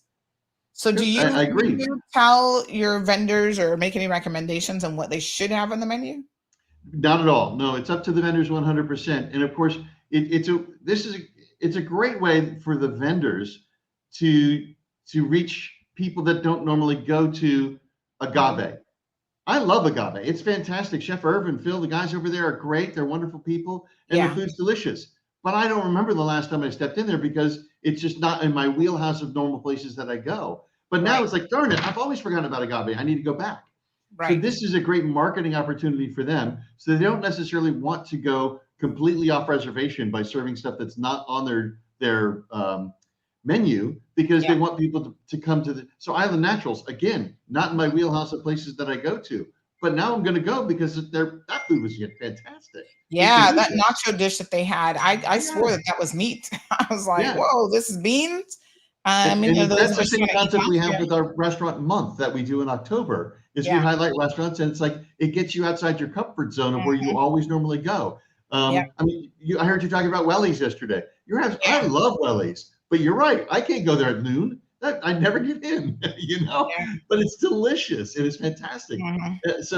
Mer's Kitchen's the same thing. I can't remember the last time I went to Mer's Kitchen, but you know what? Now that they won, I'm going to go look them up. And that's the thing of what Taste of Cayman does for our vendors that go. Yeah. It's like Water and Elephant. Like I go to Pico occasionally. Water and Elephant, I had no idea that they did those donut desserts. Not that I need to be eating those, but now that I know they make them every Saturday, every once in a while on a Saturday, I'm going to be popping in there. So it's a great opportunity for businesses to showcase what they do offer on the menu. So the other thing to that listener to the program that I find quite interesting is doing something different on the menu from the perspective of, I'm just thinking from a business perspective. Now, I've never really done the restaurant thing before, but it's a lot harder to come up with a dish just for an event and really make it a good dish. I mean, you need to be practicing, you need prep time, there's a lot of work that goes into making sure a dish is really, really good. And there's a lot of times for these food events, there are things that you would not put on the menu for like safety reasons, because, maybe it needs to be refrigerated and, your access to refrigeration and different things at a location might not be, what you'd want it to be. So there's a lot, I think, that people may not always think about that goes into this sort of thing, right? So, Sandra, when you have guests over for dinner, or for anybody, frankly, when you have guests over for dinner, what are you going to make? A tried and true recipe that you've made 100 times and you can make it good? Try something you've never made. Yeah. No, I'm going to do something tried and true, like my macaroni and cheese. Everybody knows Sandy's macaroni and cheese is the ish. So I make that every time, and that's not going to disappoint. So I'm going to show some pictures here. We're going to, again, do a big shout out to some of the vendors, of course, that really, really worked hard for this event. Now, one of the dishes that really surprised me, I'm trying to find this one. Oh, yes. This was the Westin. Oh, yeah. What was the name of their restaurant? That's the Westin. It's just the Westin. It's the Beach House, but yeah. The Beach House. Okay. And you know what? Again, the Westin is a great establishment. Gym over there. Sometimes I go to the gym, to the spa. But I've never been to the restaurant at the Westin. That's and delicious. Then I had this dish here that it was some kind of goat sandwich. amazing. By the I way, couldn't believe it. that's local goat as well. Yeah. It was definitely, I guarantee you that was local goat. I had a good conversation with the chef there, drawing a blank on his name right this moment, but he made sure he's like, the best thing you do, they used 100% local ingredient. Well, not 100%, but 99% of their ingredients were local ingredients. So it is truly an all Caymanian dish. Yeah, well, however they put it together, I tell you what, it didn't even taste like goat because I'm not really a fan of goat necessarily, but it looks good. I thought, oh, let me try it, and it was really good. I mean, fantastic. So heads off to their chefs, did a really fantastic job. This was, I don't even know which vendor this was, but this was another really good dish. I'm trying to remember. I'm trying to look and see who it is. So that looks like Island Naturals then. Yeah, maybe not. No, that wasn't Island Naturals. I can't remember who that was, but anyway, that one was good. This is Island Naturals, so that's why I thought it was, because I saw that picture. Yeah, they did a drink, which was lots of fun, and they also did. This was Water and Elephant. Yep, those were those delicious donuts, guava and mango flavored. There's Pico. Yeah, getting their stuff together. No, I mean, these guys really did a fantastic job. Yeah, making look at this, putting the final touches on stuff right then and there. Yeah, and that's what it's all about. I mean, it's difficult to do. It's not an easy thing. Yeah. No, people had a good time. I mean, it was really. Yeah, look at who's that? Oh, look at that. Some of the kids that were out. You're a celebrity. Oh Lord. Red Cross on hand. Big shout out. Hats off to the Red Cross. They did a great job. Yeah. So best food, agave. I didn't even get to go to the agave booth, to be honest. I was getting kind of full after the first couple. Like I said, the portions are huge this year. And then you had Murph's Kitchen. Where is Murph's Kitchen? I don't even know where they're at. I think it's a food truck. Oh, so they're just a food truck. That's it. Okay. I don't know where they normally sit. I don't know where. I think they're off by Country Western, but I could be wrong. I'm not 100% sure. Yeah, there was a lot of mixed drinks, mixology competition, and so on. And then let's talk about some of the winners for the Cayman beef competition, which was fantastic. And I know Rohan Marshall came in second. So I got to call him because I want to taste his beef. And then Dane White was the winner. Yeah, nice. And then we had the most local Cayman beef and heavy cake entrants in any Taste of Cayman, by the way. So that's and I heard we're not Caymanian enough. Come on, stop that. That's ridiculous. I mean, we had the most entrances in. It was fantastic. It was great to see. Yeah. So Alejandro says, nice goat sandwich. Listen, I had never even thought of making a goat sandwich before. And the way that they did it almost looked like it was minced meat with like some vegetables and stuff in there. It was really good. Big shout out to the Westin, because I'm like, I need to go to the Westin and get that for lunch. So Murph's is at Public Beach. Okay. Near the old Calicos. Okay. Thank you for my helper on WhatsApp to tell me where I'm going and what I'm doing. So Vicky says that the goat was from Mr. Hamlin. So yeah, I believe that's correct. Yes. So Selvin says, so the local goat made it to the event, but not local chefs. Well, Selvin, if you work in a restaurant, again, we've just talked about the criteria. If you want to be a restaurant, you want to participate. Restaurants hire who they want to hire. To be honest, a lot of restaurants, even the so-called local restaurants, don't have Caymanians working in the restaurant. You go to Welle's, you feel like, oh, you can't get more local than Welle's. Who's working at Welle's? 99.9999% Jamaicans. Let me just say that we did have Miss Brittany Bodden out there. Chef Brittany Bodden, the first Caymanian that's been trained under our Michelin star chefs and gone to Michelin training. First woman Caymanian to do that as well. Fantastic trailblazer. She is amazing. And she was there working her tail off. She had a great time. She worked with our international chefs. She worked with our local chefs. She was fantastic. And I can't say enough great things about our young Caymanian chefs that are up and coming. You can't have over 200 restaurants in the Cayman Islands and have every single one of them have a Caymanian chef in the kitchen. It's just not possible. Yeah, we'd all be chefs, but and listen, if that's what people want to do, by all means, go out there and get involved, get a job as a chef. I mean, a lot of people always say to me, "Oh, you cook so good, you should open a restaurant." I say, "No, thank you. I do it for fun. I do it when I feel like it. I don't want to have to cook for people. If I don't feel like cooking, I'm not going to cook." Okay, here's another question. This person says, "Hey, Sandy, please keep this anonymous, but I'm curious. At Taste of Cayman, for all people who did not use all the funds on the wristband, who pockets the money, EventPro or Taste of Cayman? Either way, I think it's theft. If it's EventPro, it should be credited to an individual's account for future use. Quick numbers, if someone had $5 left, that's like, if each person had $5 left, that's $25,000. So how does this work exactly if you have anything left over?" Yeah, it's just like if you had tickets left over from Taste of Cayman in years past.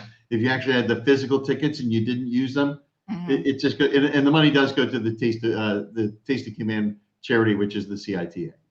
Okay, so and I don't think everybody had $5 left. By the way, I've seen the numbers. It's not that much. Trust me. Yeah, and most people, when you go into it, knowing that that's the case, you tend to just use up your tickets, right? Yeah. So I left. I was there with a 6-year-old. She was ready to go. She's like, "Mom, I'm tired. I want to go home." And I was like, "Oh man, I want to wait so I can eat more food."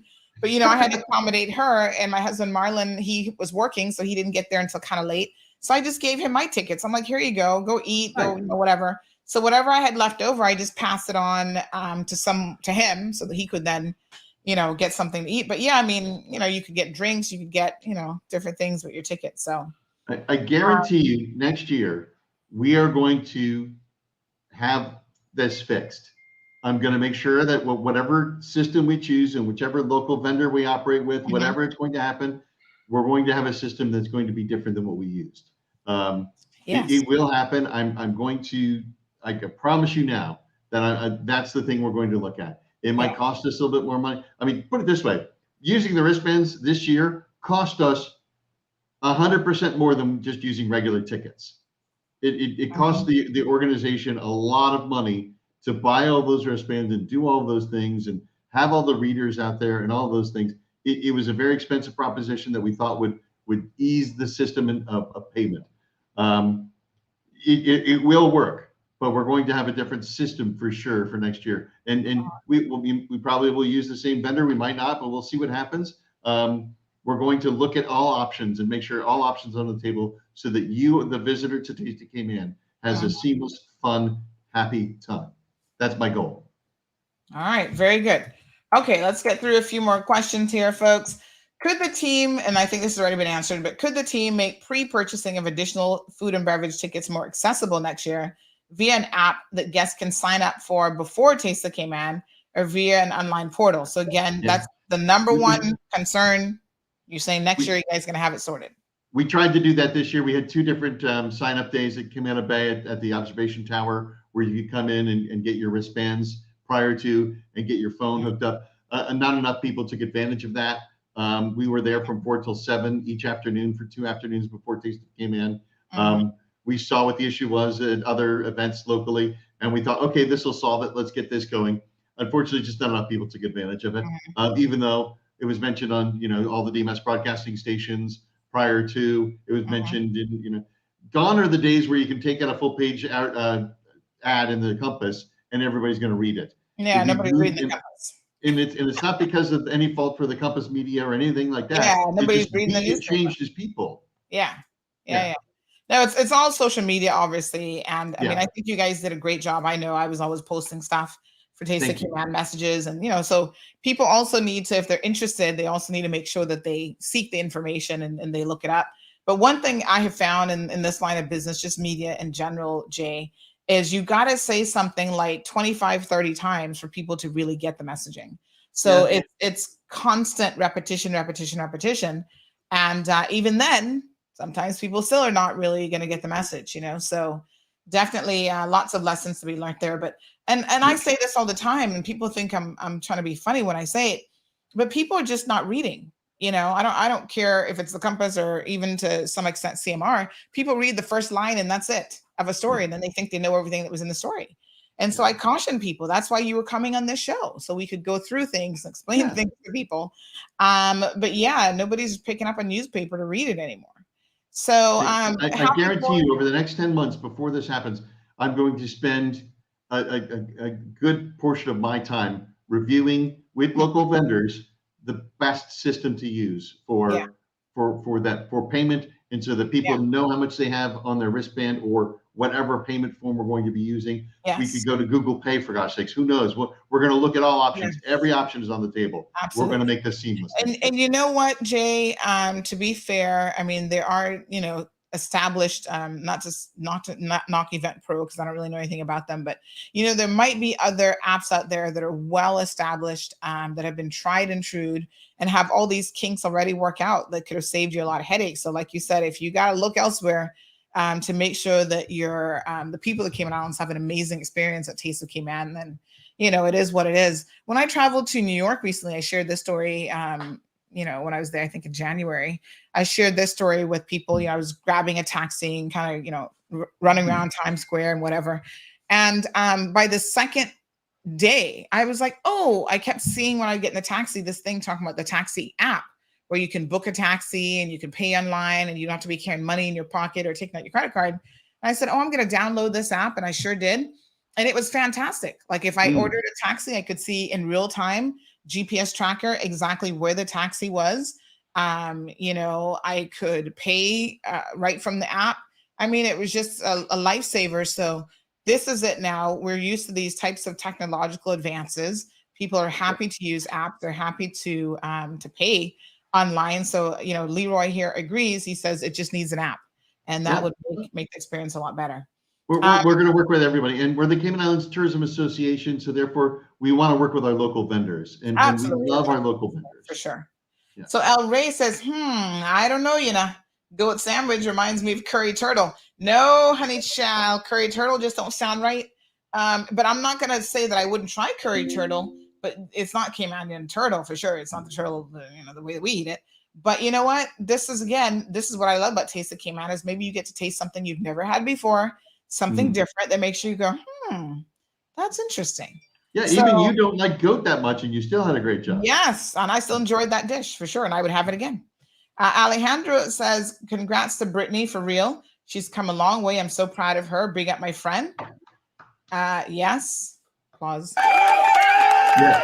Big shout out to Brittany. Amazing young lady. And I know that Sarah Sue would probably have been there, but she was already committed to doing Bracanal. So you had competing events that day with Bracanal and then, Taste of Cayman. Yeah. Mm-hmm. Siobhan says, make sure, sir, because people are going to hold you to it.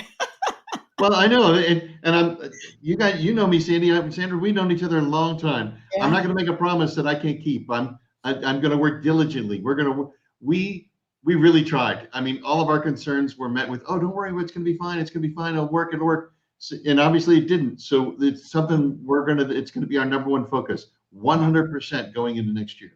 All right. So Alejandra says that's on them about the excess tickets. If they not use it, the saying, when your eyes are bigger than your stomach. I know of some people that throw away food, and it bothers me when I see that. Well, we didn't throw away anything, I can tell you. There was a drink that I wish I'd gotten a chance to try at Haagen-Dazs. It was an alcoholic beverage. They had some daiquiri, and then what was the white creamy one called? It was something else. But I don't remember. I was so tempted, but I was like, oh man, my stomach. And then I have to be a little bit careful with food festivals. Like mixing too many things for me doesn't always work out for my stomach. So I try to be like, okay, if I'm going to try one dish, I'm like, yeah, I really, really like this. I'll go back to them like a second time and fill up on that. So I can only mix so many things. I kind of know my limits. You know what I mean? So got a sensitive stomach. Siobhan says, if you were doing all of that and not enough people partake, I don't know. You can lead people to the water, but you can't force them to drink. But I think it's good to know, what the requirements are to become a CETA member, which then makes you eligible to participate as a vendor. Because I kind of thought that was probably the case. And then to hear other people kind of like put it on you, like, oh, why don't you have more local vendors? Well, it's not on you to force people to come out and participate. we get a lot of no's. We get a lot of no's. No, we can't do it this year. We get a lot of that. All right. So this person wants your contact information so that they can reach out. What's the phone number at CETA? I'll give you both. It's info@cita.ky. Super easy. Info@cita.ky. And the number is 949-7822, I think. 7522. Gosh, now you're making me question. I don't remember what my I don't call myself, Yeah. Where's my business card? Alberto says, good morning, Sandy. Please tell Jay thanks, as we appreciate what it takes to put on an event like this. I had a hard time even planning a successful Sunday barbecue. Exactly, yeah. So it's 949-8522. 949-8522. All right. Sorry about that. I never called myself. Yeah, no worries. So, Alberto is right. And I always tell people it's easy to complain when you're not an events planner. Like some people have never planned an event in their life and that they sit back and they criticize and they really have no idea. So another suggestion. So this is just a great, Sandra, because as I said before, I'm the only employee here at CITA, and we could not have done this without Tower. The Tower marketing team were fantastic. Big shout out to Lynn and her team. Yes. Unbelievably great. They delivered on every single promise and over-delivered on most. They were absolutely amazing. I can't say enough wonderful things about the team over there. They worked the long, hard hours. I was in on the big level discussions and I was helping out with some, but they took care of all of the other stuff. It was absolutely fantastic. And they did a great job. And as I said before, thousands of people walked home left Taste of Cayman happy, full, excited, danced under the night, watched some fabulous fireworks, saw some amazing visiting chefs. Thousands of people walked away happy and smiling. Wonderful. All right. A suggestion about having more people man whatever ticket booths you do have at the location. Now, how many volunteers? I mean, I heard you guys had a couple hundred volunteers. It takes a lot.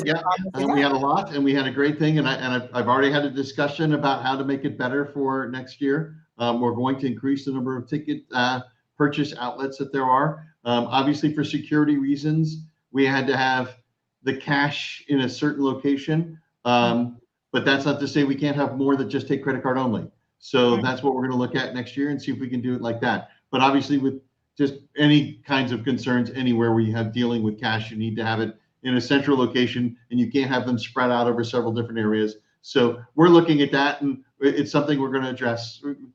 We're getting there. I know it's our 35th year of doing Taste of Cayman, but things change and evolve throughout the years. So, and every year it's going to be a little different. Awesome. All right, let me see what other questions we got here.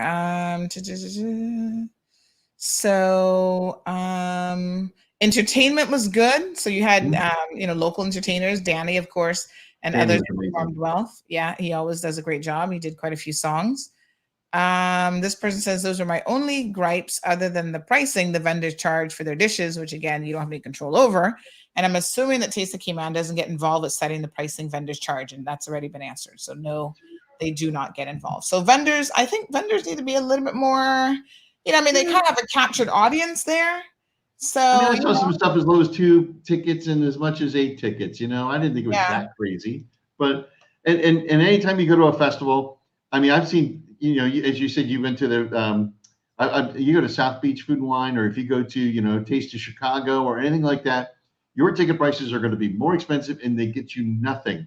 There's no 12 tickets already preloaded. There's not 25 tickets preloaded on the VIP.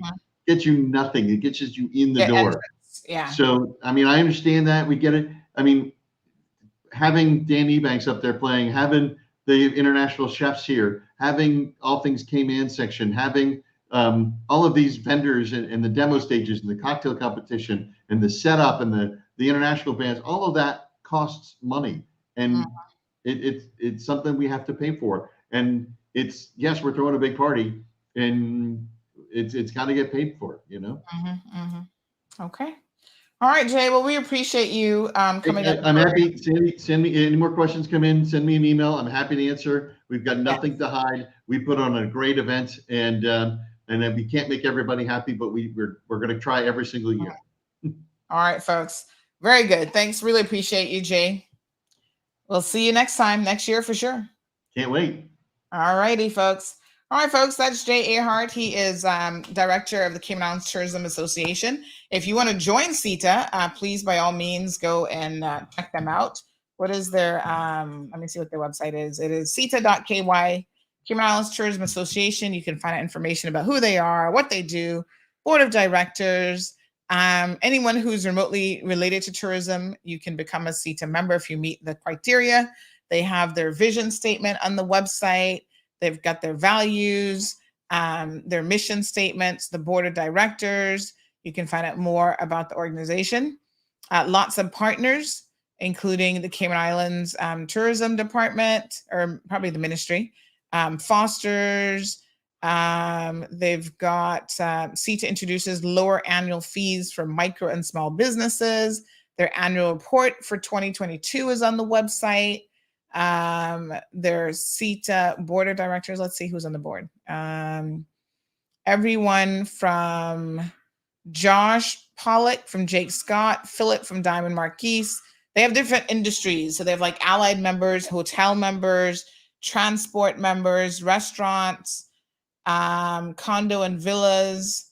We've got Troy Leacock from Crazy Crab, water sports members, attraction members, and then representatives from the sister island as well. So the board is, pretty good mix of individuals.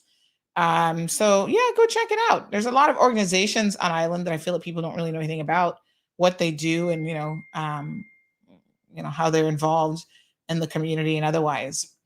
So they've got some blogs. Looks like the blogs are kind of outdated a little bit. They could probably add some content to the blogs. The last one is from November 2020. So yeah, update the blogs, but probably because of COVID, they didn't have much to say. All right, folks, that's that. That's CETA, Sister Islands Tourism Association. Thanks, Siobhan. Damien says, thank you, Jay. Hell Ray says, I'm confident that Jamaicans feel the same way about goat sandwiches like Caymanians feel about curry turtle. Okay, well, maybe. I don't know. But you see, we're not pawning it off as like traditional curry goat. I mean, curry goat is curry goat. Just like turtle, like Cayman style turtle is Cayman style turtle. I think the comment in relation to the curry thing was like, I mean, you can take any meat and do all sorts of creative things with it. And I'm not averse to people trying to curry turtle in principle. I'm just saying that's not Caymanian. That's not like how we do it. That doesn't mean that a Caymanian can't get in the kitchen and get more creative with it. Listen, I've seen people do stuff with some of these dishes that is amazingly creative, and I love it, and I think it's fantastic. And more people should probably get more creative in the kitchen. Makes you want to eat things more, I suppose. Mix it up, honey child. They say variety is the spice of life. Imagine if you could only have chicken one way. That wouldn't be any fun. All right. So big shout out to our sponsor for the remainder of the program, Popeyes. Really appreciate their ongoing support, Popeyes and Burger King. They are fantastic. I actually had Popeyes over the weekend. I kind of cheated a little bit. Yeah, what can I say? Yeah. So yes, oh my gosh, that strawberry biscuit looks so good. Now, I think that I went in there, but I didn't have the strawberry biscuit. It looked good, and I've heard people saying it's actually really, really good. But there's certain things, such as desserts, that I really do my best to stay away from, especially when I'm supposed to be trying to lose 50 pounds. But it looks delicious, and I would invite you guys to try it and tell me how it is, what it's like. All right, let me see what else we have on the agenda for today. We had a whole list of things.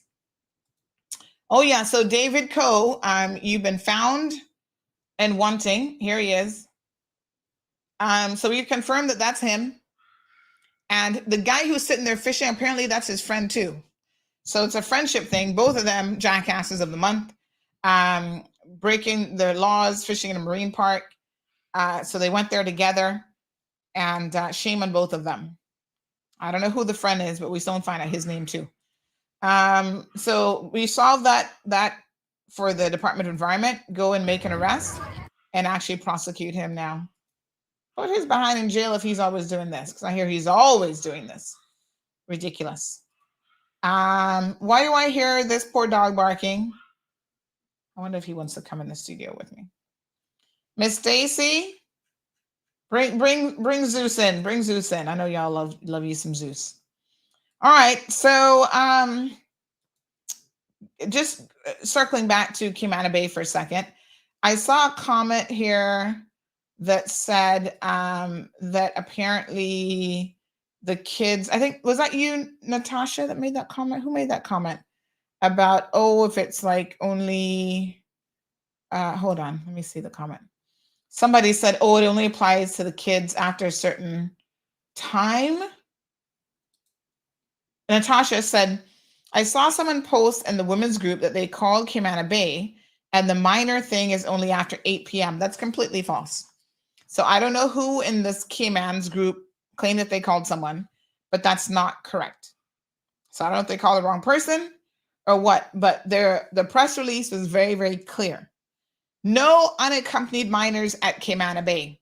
Full stop. It didn't say before 1 o'clock, after 2 o'clock, after 8 p.m. None of that. Yeah? So I don't really know what that position is, or where that information has come from, but that's erroneous. No unaccompanied minors. End of story.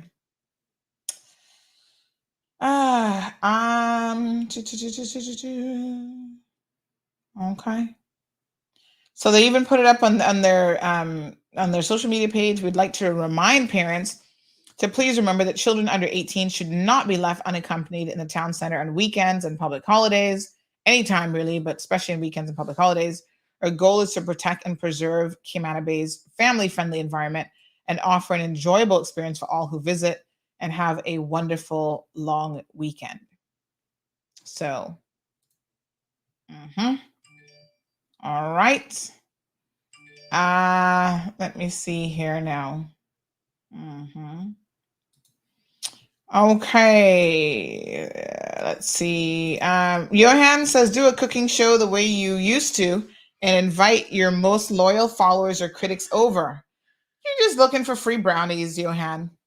I made brownies the other day and Johan did not come for the brownies. I'm going to put him in a position now where he made me waste some brownies, and he made me eat 2 more brownies than I probably should have eaten, because I was like, oh God, these brownies are so good. I don't want him to go to waste. So I took some out of his stash. I'd set some aside for him, and he never came for his brownies.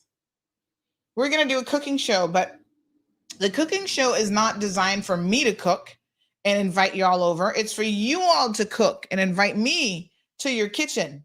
And then while you're cooking, we're going to get into it.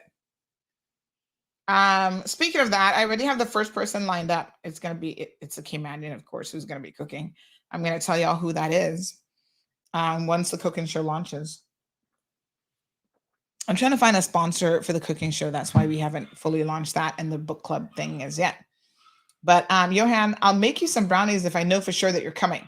I'm not cooking and you're not coming over. All right. Natasha says, I will say that it was very inconvenient having different ticket pricing for the food. That meant you had to top up in order to use your tickets. For those that couldn't wait in line, it means that you lost. Everything costs a different price. I'm not really quite sure that I understand that. Siobhan is going to try the strawberry biscuit. Please do. Everton says it looks like they carry everything in Jamaica and grill it. They curry everything, I think is what I was supposed to say. Also, they make land crab soup. They experiment on everything. I would not drink a land crab soup. Hell no. But why not? Don't you eat land crab? Hold on a second. Let me see what's going on with Zeus. He's driving me crazy.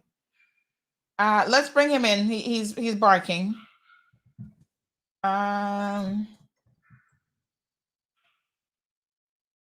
He's already getting a little bit spoiled. Like if he's not in the room with you or whatever, he's like, he wants to I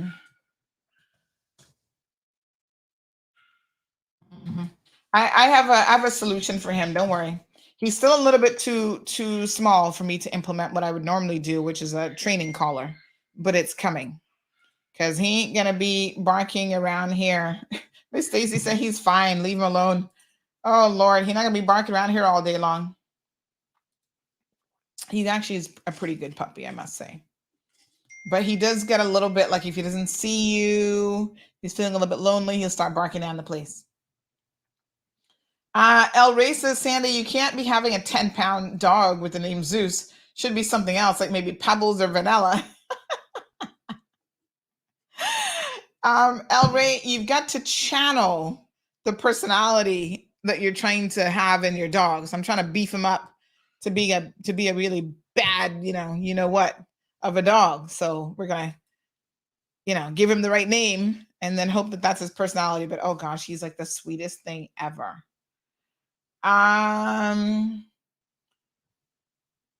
Johan, you've got to be kidding me. CMR's Cayman Bay Dart contract unlocked, so nobody should ever think of criticizing anything they did do. That's absolutely ridiculous. And to be very, very clear, I have always said that any organization, whether it's Cayman Bay or any others, should lock down and, make sure that the rest of us can enjoy a facility like Cayman Bay. I don't see what Cayman Bay has done in this situation that's even remotely debatable. In fact, all of you said when we did our online poll, there was not a single person who didn't suggest or didn't agree with the suggestion that it was time for Cayman Bay to say no more accompanied minors.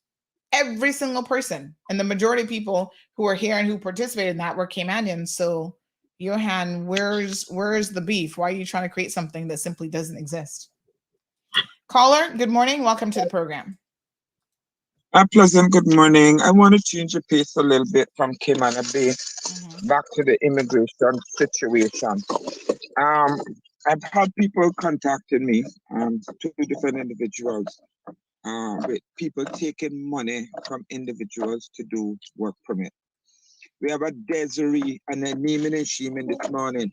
A Desiree Wesley that lives Frankstown Road took $2,400 from a young man to do the work permit for him and refused to give him back his money.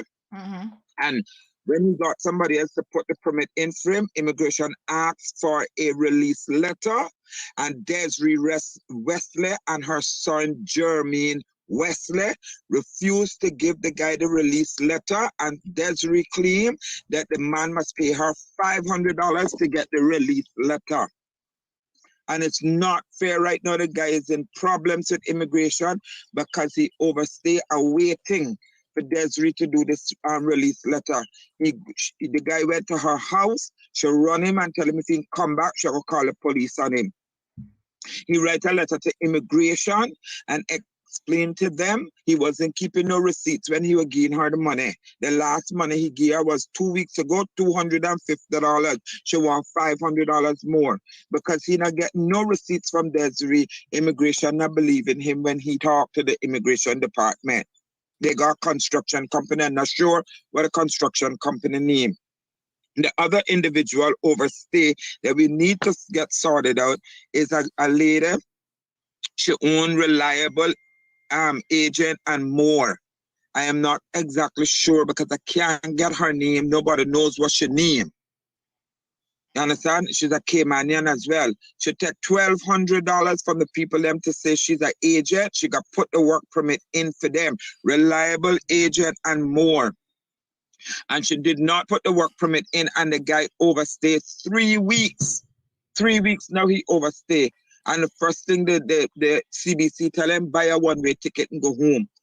And the guy and where her office was, they moved the office and put the office somewhere else.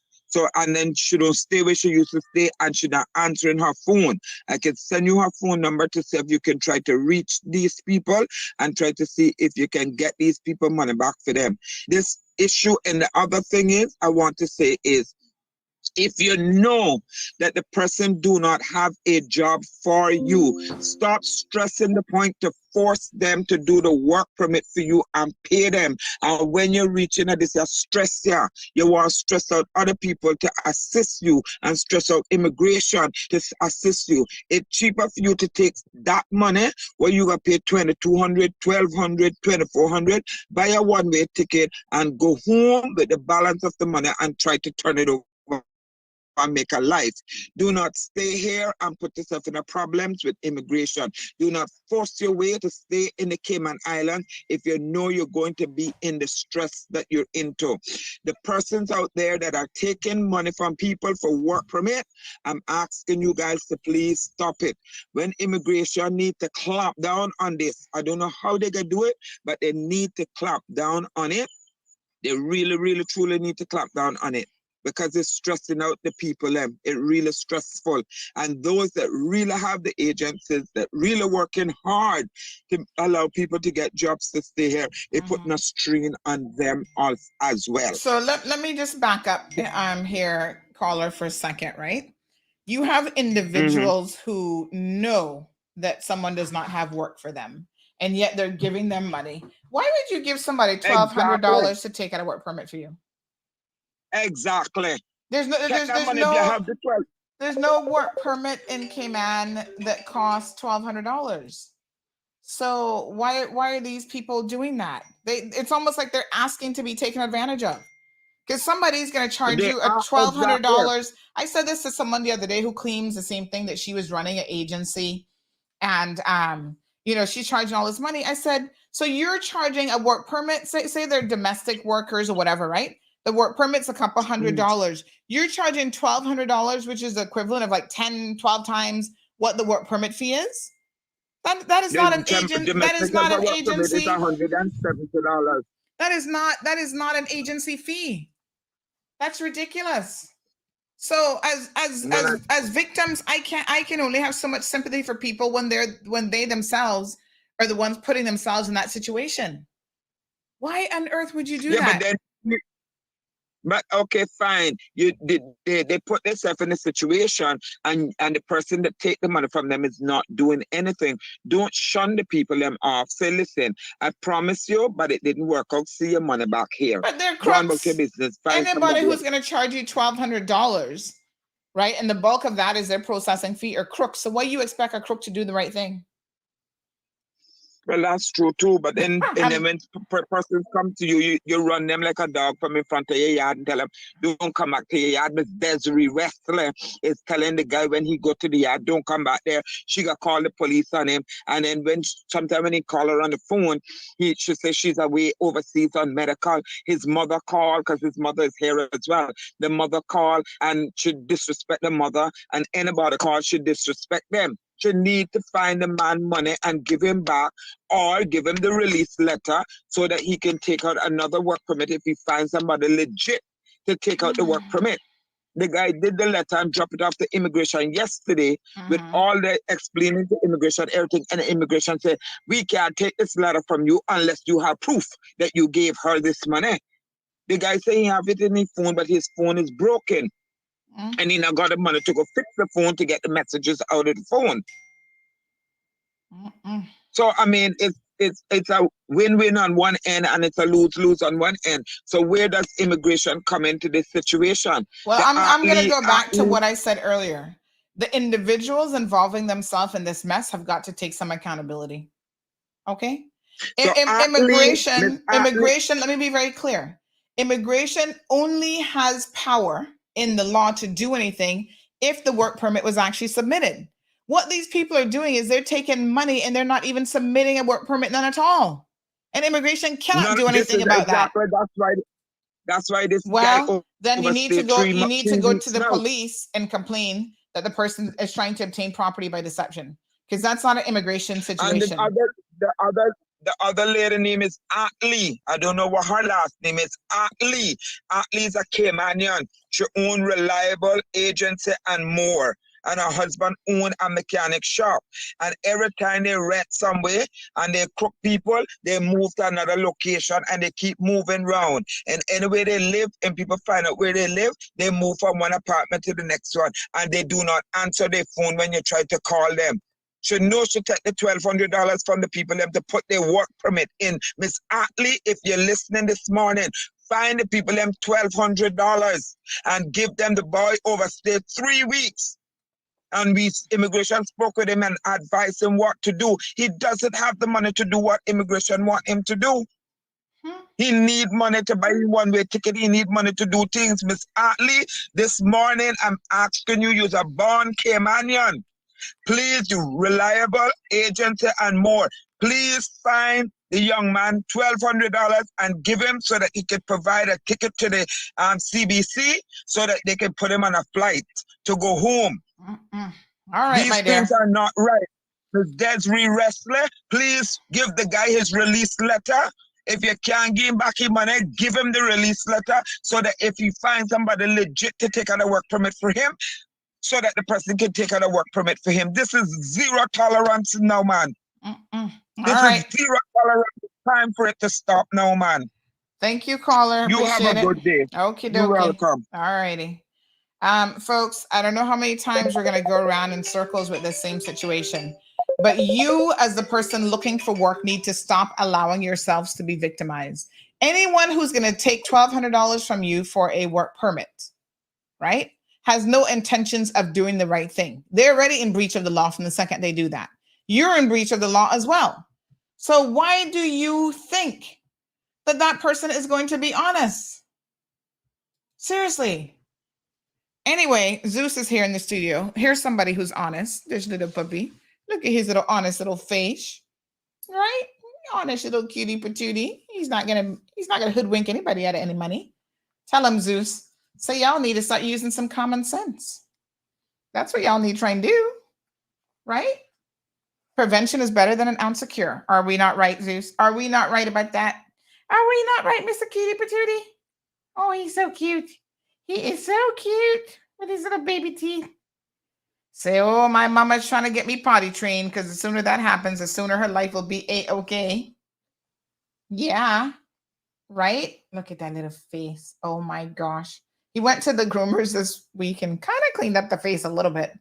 But these dogs always have very messy faces, I find. Some of them have teary eyes and stuff, so you got to always be, getting them groomed and stuff. But he is just such a little sweet little baby.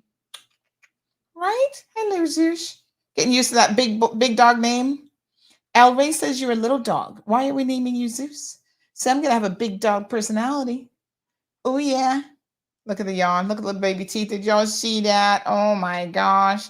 Oh, my gosh. Magdalene says, so he ready to bite the shoes or the baseboard. So I saw him trying to nibble on my shoes last night, and I had to stop him real quick, honey, because we can't be having that. So we got him a lot of toys around here, and he must chew on his own toys, not on mama's shoes. No. Said that won't happen. Mama says, no, don't touch my shoes. Right? Don't touch my shoes. Uh-huh. What happened? You're so cute. All right. You sit down here on your little mat. There you go. Oh, I know. Pure cuteness. Babies and puppies. Oh my gosh. They're just the cutest little thing. He's going to be looking for a toy now. Now, don't you be having no bathroom accidents in here, mister. As a matter of fact, I'm going to have Stacy come back for him because I don't trust him. I don't trust him to be able to hold it. And we're trying to really, really get the potty training focused. So Stacy said she had went outside for a little bit, and that's why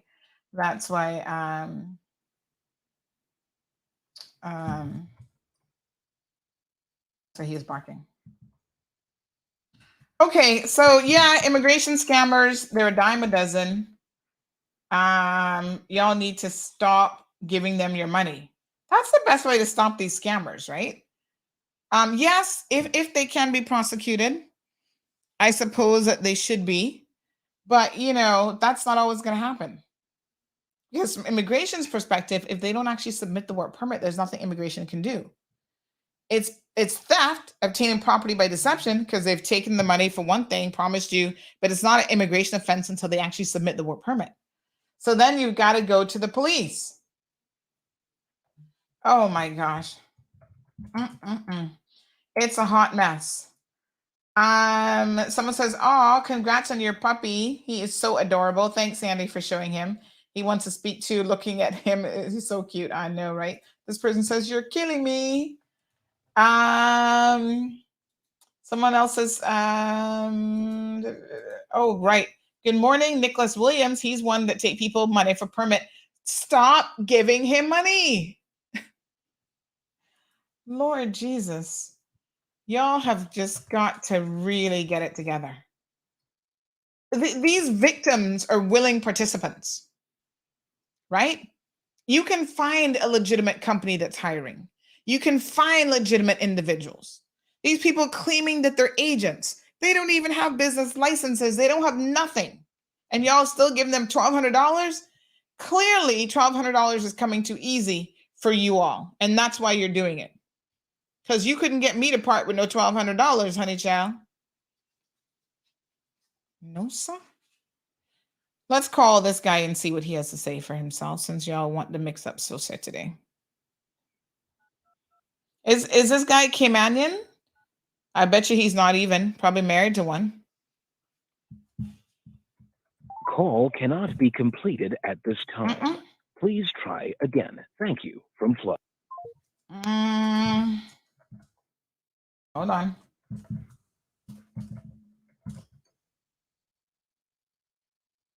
Good morning, caller. Welcome to the program.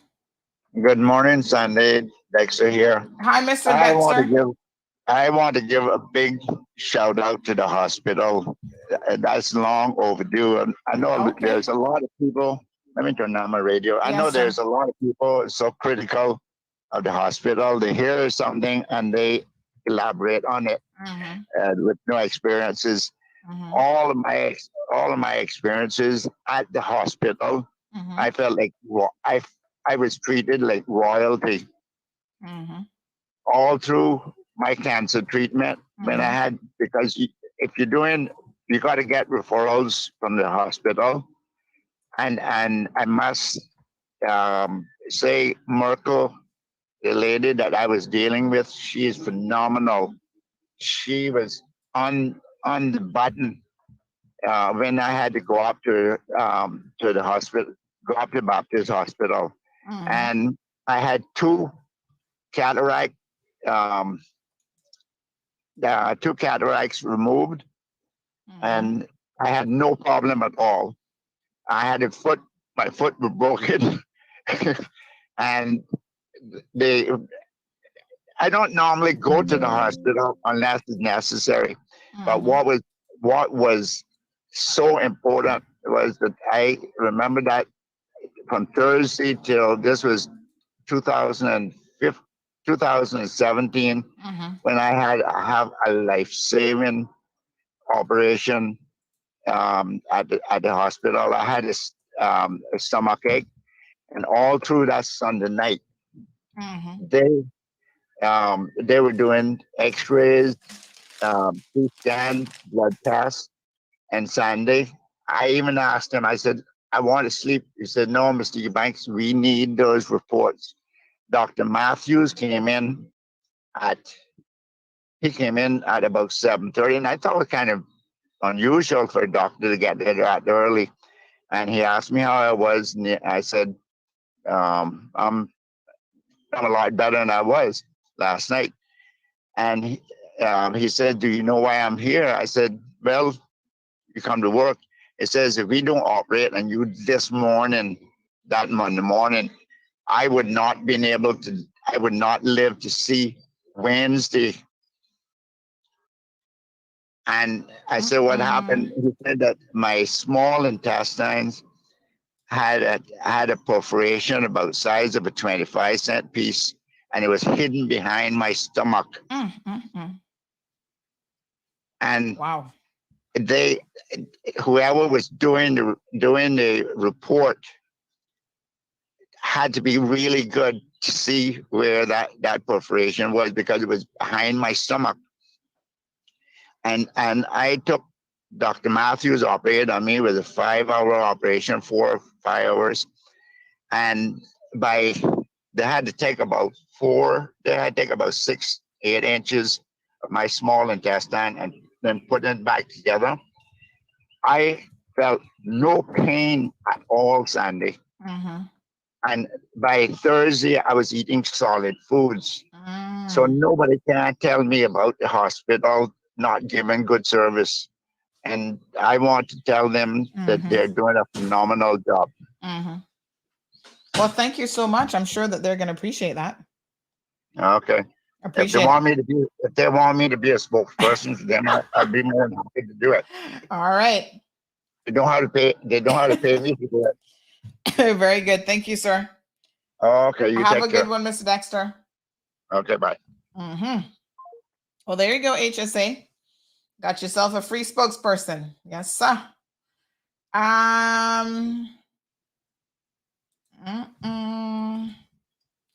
Okay. So let me see here. I had a whole list of things. Was I going to talk about beach vendors? Oh yes, let's talk about beach vendors. So yesterday we see that the Public Lands Commission, is that what they call PLC, has opened up the opportunity for you all to apply now to become beach vendors. They finally have the necessary regulations in place from cabinet that they can proceed with, what the criteria is going to be. And so now you've got to make sure if you're interested in being a beach vendor that you actually go through the proper channels, and they're going to have to enforce this. So if y'all, don't want to play by the rules, you can't be there at the facility. So this was an important part of resolving this issue. So you can apply. Let me put the link here in case you missed the article, folks. There's an application process. Go ahead and read it. It's got the links for what's required if you wish to be a beach vendor.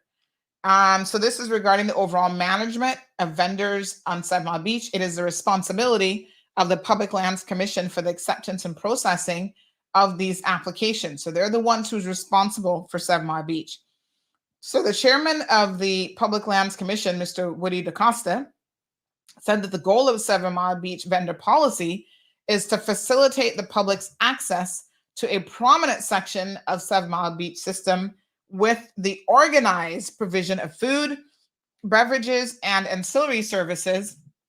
The policy makes a distinction for 7 Mile Beach vending and now clearly defines the role and perimeters of a vendor. So it can't be a free-for-all.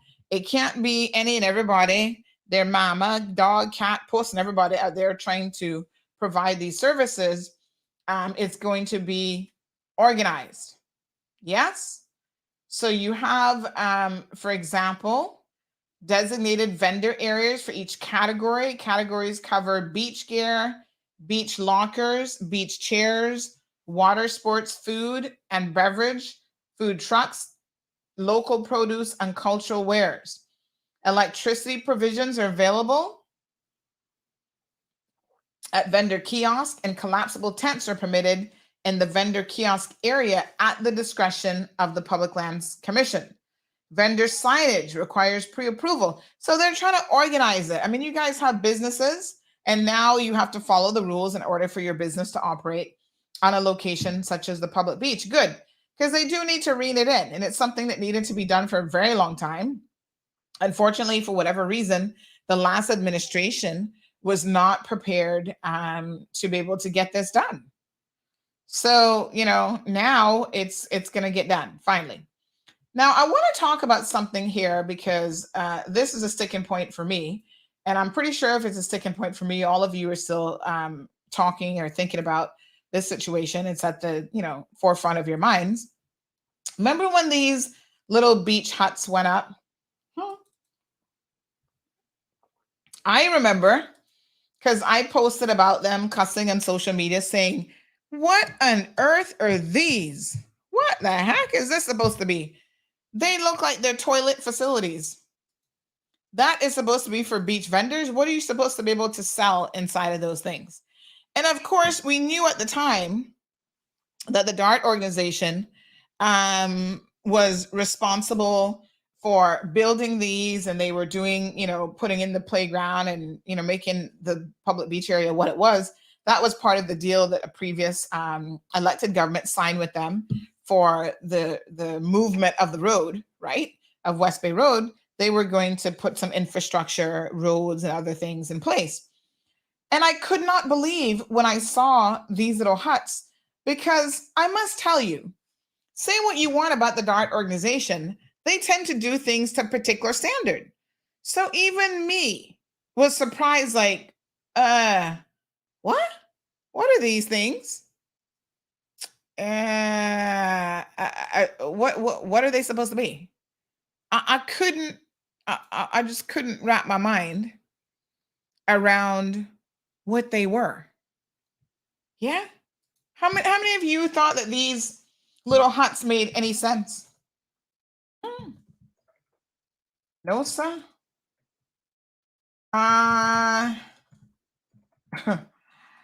Anyway, since then I've been able to do a bit of research. I'm trying to find the original post that we put up. Hold on. Let me see if I can find it. Because child, I was like, this cannot be for real. Like, this has got to be a joke. These huts must have been there for some other reason. So let me see if I can find beach huts. Let me see if I can find the original post. This was years ago. So I can't remember what I would have called them. Vendors, beach vendors. Let's see if I can find it. But anyway, I just remember that all of us were like, what? This don't make no sense. These are too tiny. What is this supposed to be? I was just really shocked when I first saw them. Well, here's what we have since discovered, which I think is so interesting. I'm still trying to find that post. But oh yes, this was back in what year? This was October the 12th of 2019. I was cussing. Like, what are these things supposed to be? Oh my God. Seriously. I took pictures of them and I said, this cannot be for real. Hold on, I'm going to show you guys this because this brings back memories. I was in such a state of shock. Look at this, folks. This is the post back in October 12th of 2019. I was like, well, what are these supposed to be? Can somebody please explain to me what these are? Even the little ledge, what's the ledge for? They're so impractical, right? So I took a bunch of pictures because I'm like, I'm confused about what these are supposed to be. Well, lo and behold, I really started asking some questions about who designed these. What's the purpose? How does this make any sense? This looks tacky. I'm just not feeling it.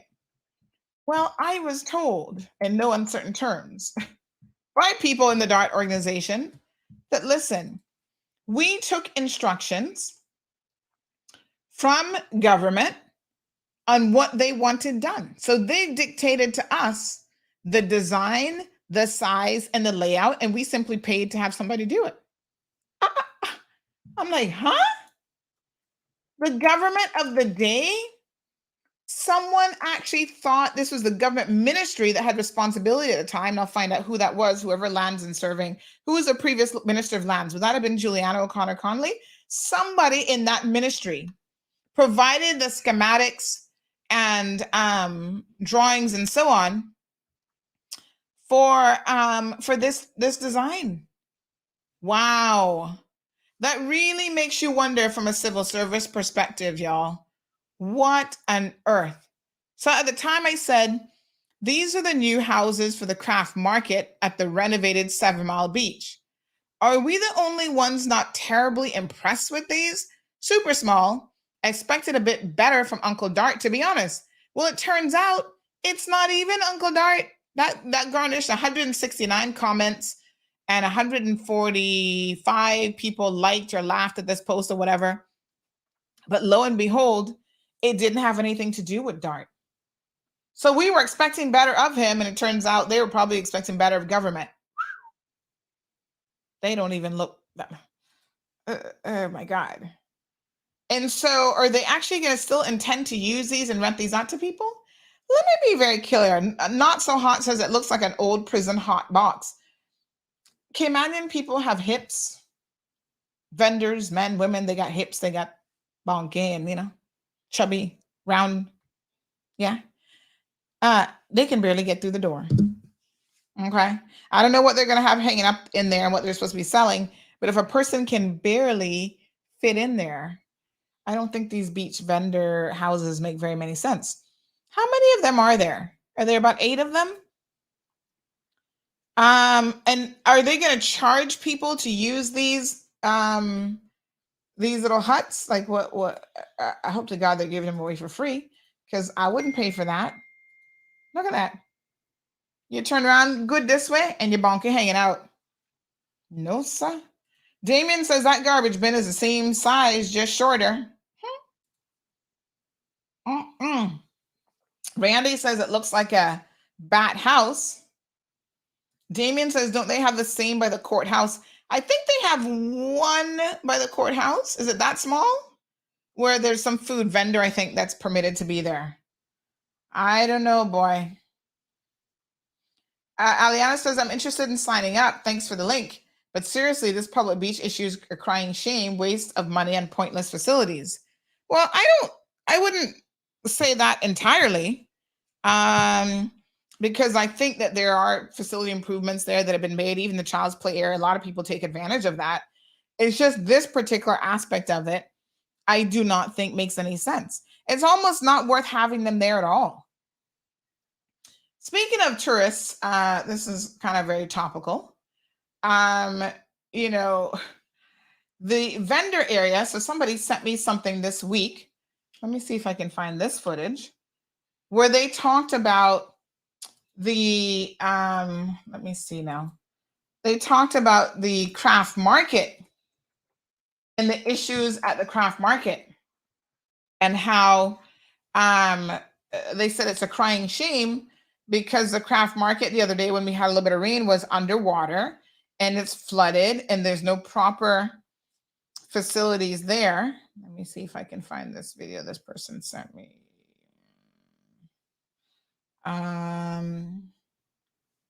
Oh gosh, let me see now. I might have to go back in my phone and have a little scroll here. But yeah, they were sending me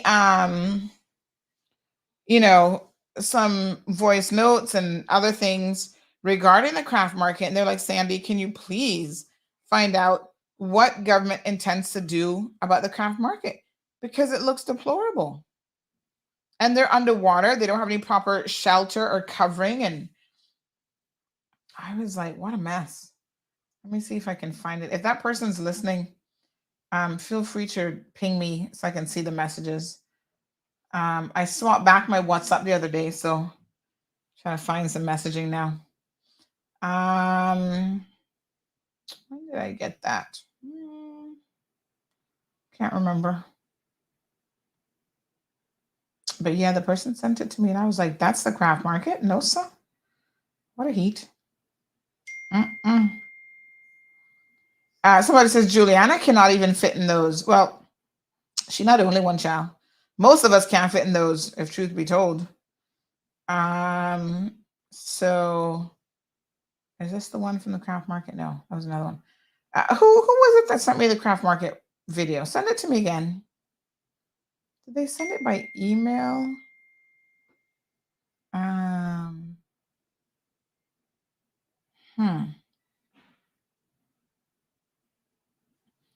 All right. I can't even remember.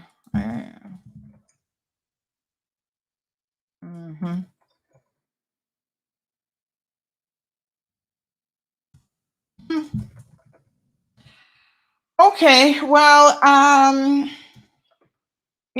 all I can tell y'all is it's a crying shame that this is what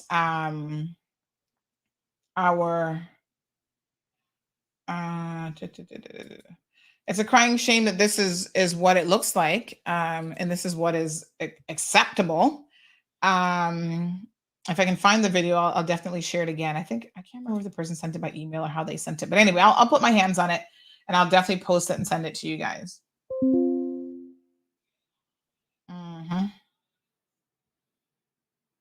Yeah.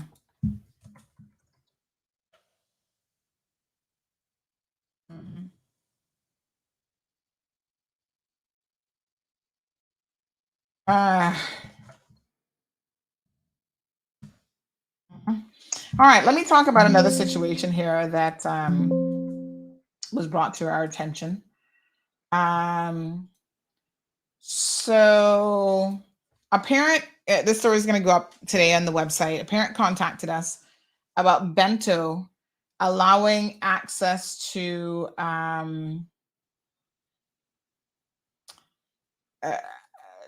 underage children getting access to edibles. So this person said that their 15-year-old son was brought to their attention a worrisome situation that demanded urgent attention. As a mother of two boys, both under the age of 16, I felt compelled to share this information in order to protect the well-being of not only my own children, but also others who might be at risk. So their son returned home with a friend from a friend's house displaying unusual behavior. He exhibited symptoms such as nausea, dizziness, and bloodshot eyes, causing great alarm. His distress grew as his symptoms worsened, leading me to inquire about any substances that he may have consumed. Eventually, he confessed that he and his friend had experimented with THC edibles, an admission that left me stunned. Teenagers, boy. What shocked me further was his claim that these edibles were readily available for delivery through the Bento Food app. This parent said, naturally, my initial response was skepticism. How could a company legally facilitate the delivery of drugs like THC, especially to minors? I felt compelled to investigate the matter independently, and to my absolute dismay, I discovered that indeed such delivery services exist through Bento. Wow. Astonishingly, they operate without requiring a prescription, medical consultation, age verification, or any other form of medical identification. This is crazy. This raises the question, how is this even possible? As far as my research indicates, all THC products, including edibles, are illegal unless prescribed and monitored by a licensed physician. Bento, the company in question, appears to be acting as a drug delivery service, knowingly providing access to THC edibles to minors. Moreover, I noticed that Bento offers a service called Bento Pharma, which raises concerns about their role as a licensed pharmacy. I would expect a licensed pharmacy to adhere to strict rules and protocols when handling drugs of this nature. Well, this parent reached out to us. They filed a police report, and they have also reached out. We have reached out to Bento. Now, I understand that as of this morning, Bento has quickly removed the edibles from their website. Oh, Bento, you're in trouble, though. I don't know who owns Bento, but you didn't think about this? This to me sounds like a really stupid decision. How can you make drugs available through a delivery service and not ensure that you're in full compliance of the law?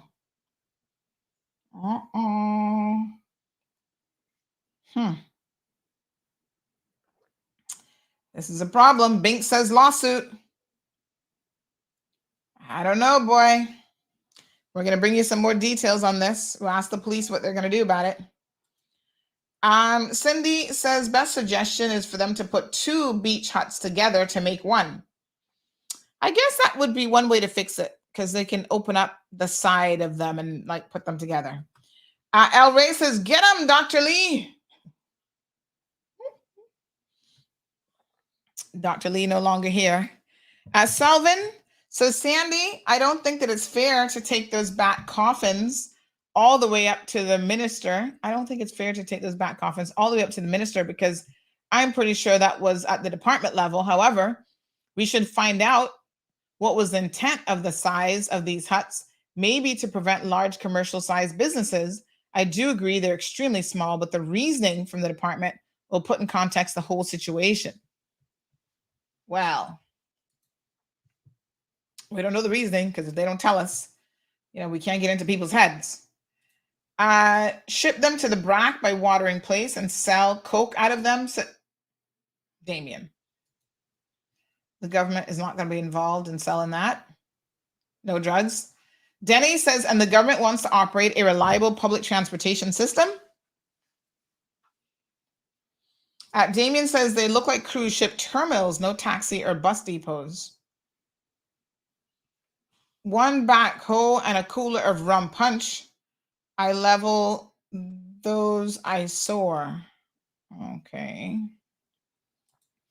Javi, can you imagine how many kids have purchased it before this lady found out? Yeah, man, this is not good.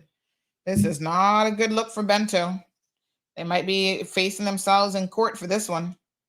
This is a serious infraction. And where are they getting the edibles from? I mean, I have so many questions about this situation. The edibles are coming from where exactly?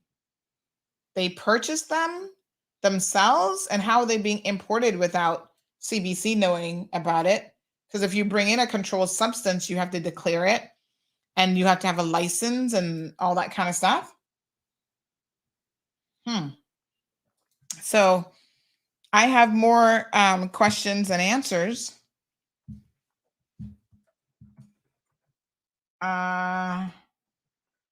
So I don't know.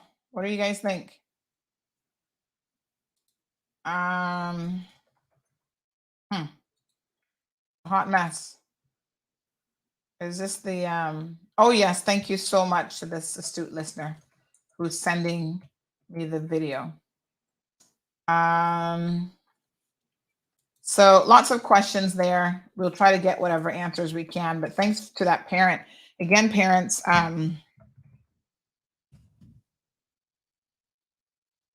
you know, you've got to be vigilant about the safety and well-being of your children. I don't even know. You can't even trust teenagers because, again, their brains are still not fully developed, so they're going to make stupid mistakes and, you know, want to try puffing this, that, and the next thing. I'm surprised at how many children are vaping as well, and how many children are able to get access to vapes. That's something that the authorities need to really crack down on as well. Good morning, caller. Welcome to the program. Morning.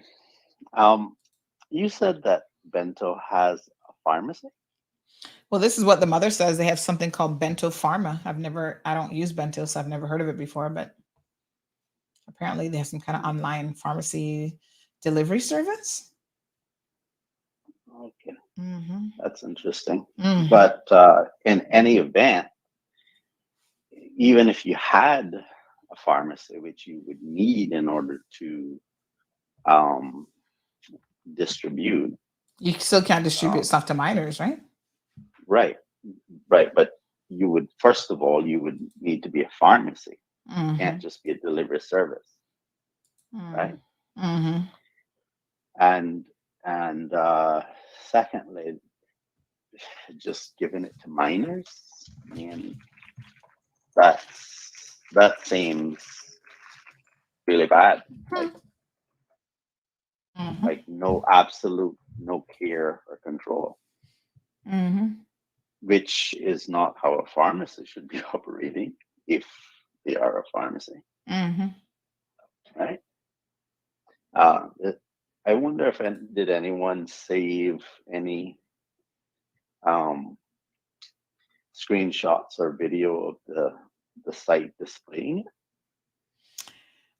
We didn't get to do that before they took it down, and I'm hoping that the parent would have provided that to the RCAPS. So we'll see if we can get some screenshots of it for sure.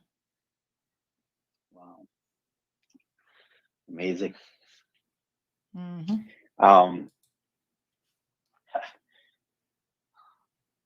Jeez. I mean, sounds like your brain is a little bit blown this morning. Yeah, I mean, why would they risk their business in this way? I mean, this seems so reckless, short-sighted and foolish, unless there's something that we don't understand. But I mean, quick money. We understand a lot called quick money. Anyhow, thanks, Denny. Appreciate it. Speaking of teens and THC and marijuana, there's a study that came out in the Journal of the American Medical Association, JAMA, which analyzed data from more than 68,000 teens involved in a national survey on drug use and health. So that collects data on each year on tobacco, alcohol, illicit drugs, and mental health. The researchers discovered that non-disordered cannabis use, so in other words, that's using marijuana but not being addicted to it, was about 4 times more common than cannabis use disorder. So that's a condition where people are unable to stop using marijuana, even though it causes health and social problems in their lives. But the researchers also found that both were significantly associated with psychiatric disorders. Specifically, and again, I'm going to give you the JAMA link so you go read the research paper for yourself. Specifically, teens who use cannabis recreationally were 2 to 3 times more likely to be diagnosed with depression and to have suicidal thoughts than those who don't use pot at all. Teens who have cannabis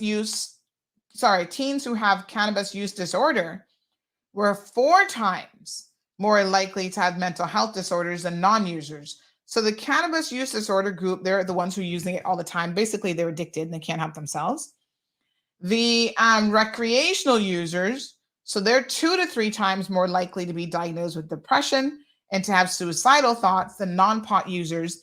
And then the ones who are using it more are 4 times more likely to have mental health disorders than non-users. The researchers also found a link between cannabis use and poor academic performance, skipping school, and legal issues. I've told y'all, no drug, marijuana, alcohol, nothing is suitable for children. Their brain is still developing. So I'm not surprised by this research at all. Now we got some solid research.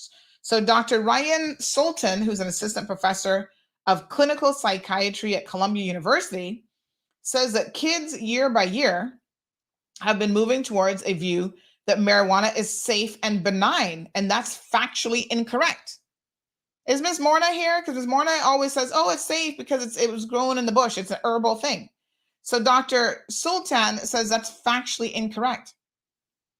He says he's a child psychiatrist and points out that he's seen more kids getting high before school than in the past. And his study originally looked at teens who are addicted to cannabis, but later expanded to those who use a drug more recreationally. He says that it was very surprising to see that these recreational users had a much higher risk than non-users of developing mental health issues. This is a quote from him, we typically think of recreational use as not being a concerning behavior. This raises a lot of questions for parents about how concerned they should be, as well as what to do going forward. So how concerned should you be? This is what he goes on to say.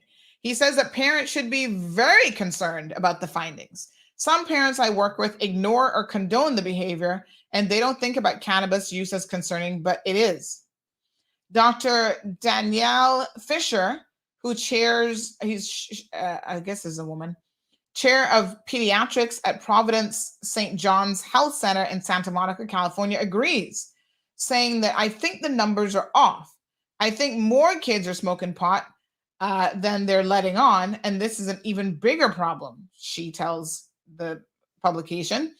Marijuana affects the developing brain, and kids' brains develop until they're 25 years old. I've told you guys that before, so if you've been paying attention here, you know that.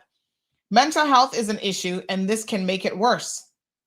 Sultan's study didn't explore why cannabis use is associated with more mental health complications. It simply found a link. However, he says that cannabis use tends to feed into an unhealthy cycle with conditions such as depression and anxiety. I quote, take a kid who's having more trouble and is at risk for depression. He gets an exposure to cannabis when he's younger and feels less stress. Then it happens more and starts to waken his mind to his feelings that the substance makes him feel better. The more you use it, the more it negatively affects your thinking. That's increasing the likelihood of depression and more suicidal thoughts. So interesting. It's feedback that spirals downward and gets to a place that really concerns us as child psychiatrists. It goes on to say that this brings up the larger question of what comes first, the mental health conditions or the pot use. And experts say that it's a little bit more complex than that. Most of the time, people use certain substances to numb themselves of the emotions and feelings that they have. This is according to Dr. Mohammed Zeshan, clinical assistant professor of psychiatry at Rutgers, New Jersey Medical School. In the case of teens, they can be they can be related to peer pressure or other stressors, he says. Noting that cannabis can help them feel noting that cannabis can help them feel relaxed, calm, and happy, making them more likely to use it again. But Zeshan says that the issue is more in depth than saying that teens with mental health issues or mental health disorders are more likely to reach for marijuana. There are a lot of factors that go into this. Fisher agrees. There's definitely a subset of kids with mental health issues who are looking for ways to self-medicate. But marijuana also might unmask depression or suicidality in kids who previously hadn't experienced it. What can parents do? The messaging around marijuana over the past few years has been that it's relatively a safe drug, says Sultan. But he encourages parents to talk to their kids about why that's not true. Parents need to educate their kids on this. Parents need to be looking at cannabis use as well as their kids having an increased risk of depression and anxiety. Your radar needs to be up, that they're much more likely to have issues learning, depression, and anxiety, and not assuming that it's problematic or just a phase. Fisher suggests that parents talk to their kids frankly about the exposure of their brain to this substance and that it can lead to a lot of worsening of things. If you discover that your child is using pot, Shishan recommends using a more compassionate approach to talking to them about their use. Try to sit with your children and understand why they're using it, and then try to help them. Are there other ways to cope with peer pressure and stress rather than punishing them? Be more understanding and try to meet them where they're at.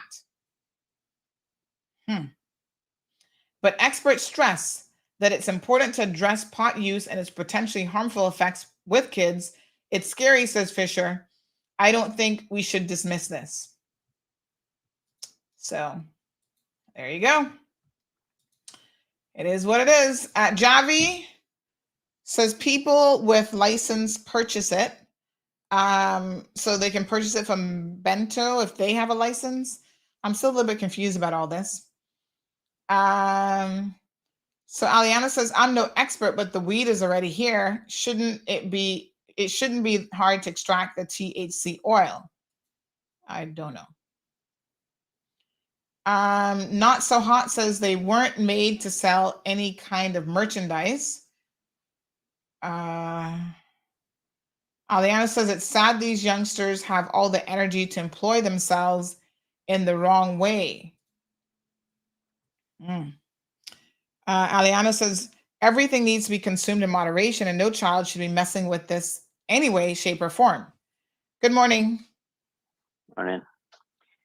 I just for the benefit of people listening, I'm gonna try to summarize in essence what the law is on being in control of it. You have to be a pharmacy or an importer of pharmaceutical products in order to import it in the first place. And before you can import it, you have to first seek permission from the chief medical officer using the method that is internationally recognized as the standard for the importation of all other narcotics. Doesn't matter what kind of drug it is, morphine, anything. It's the same standard procedure. So who can bring it in is restricted to that. Who can dispense it is restricted to a pharmacy. So you can't be a doctor. You can't be a psychiatrist. You can't be anything other than a pharmacist. You have to be a licensed pharmacy that is registered in the Cayman Islands in order to dispense it. Mm-hmm. In order to write a prescription, you have to be a registered medical, not the, oftentimes when you have these medical shows on, you're talking to, let's say, Health City, for example, Mm-hmm. and the type of doctors that are at Health City Mm-hmm. are what are called allopathic doctors. Mm-hmm. So they fall in, they're two broad categories. Allopathic is what you'd call a medical doctor, Mm-hmm. and neuropathic is what you would call a holistic or a doctor that isn't registered as a medical doctor, but they have training in other subsets of health, right? Mm-hmm. But they're not a full medical doctor. And so you can't be a holistic or a homeopathic doctor. You have to be an allopathic doctor Mm-hmm. in order to write the prescription. Mm-hmm. Mm-hmm. The distribution, obviously, when you go to the pharmacy, you're going to have to be able to show that you have received a prescription from a medical doctor registered in the Cayman Islands before the pharmacy can distribute to you. Now, if someone is in a situation where they're responsible for taking care of an individual who can't take care of themselves, then obviously you can handle it on their behalf, but you can't use it, right? But those situations are far more limited than, generally speaking, it would be the person to whom the prescription was written to that is the one who would receive it from the pharmacy. So the pharmacy has the obligation to verify that. And it really baffles me. It really baffles me the degree of carelessness, if what is being said is correct. That is mind blowing, because you're risking not only their freedom, okay, because literally they can go to prison. Because what we are talking about is a narcotic, legally speaking, that is, right? And then they're risking all of their financial affairs because they could lose all of their business as a result of this. I just find that incredible. Yeah. Yeah. I thought that would help. I thought that would help to people to understand, like, how to reason through statements that they hear about what is or isn't allowable. All right. Thank you so much, Danny. Appreciate it. Yeah, it is rather shocking. And I think the fact that they've taken it down so quickly demonstrates that obviously someone wasn't quite thinking about the implications of this. Wow. What a hot mess. Ay. Yeah, I don't know. I don't know. It's just, ooh. So someone has sent me the information about Bento Pharma. I mean, is this 78 Hospital Road, Serendipity Plaza? Oh, so that's where I think that's the building that's owned by that Dr. Diaz, I believe. That's his building. So they must have a pharmacy license then. Pharma by Bento. Okay, so someone, let me just show you guys these images. I would think that this means that they have a pharmacy license.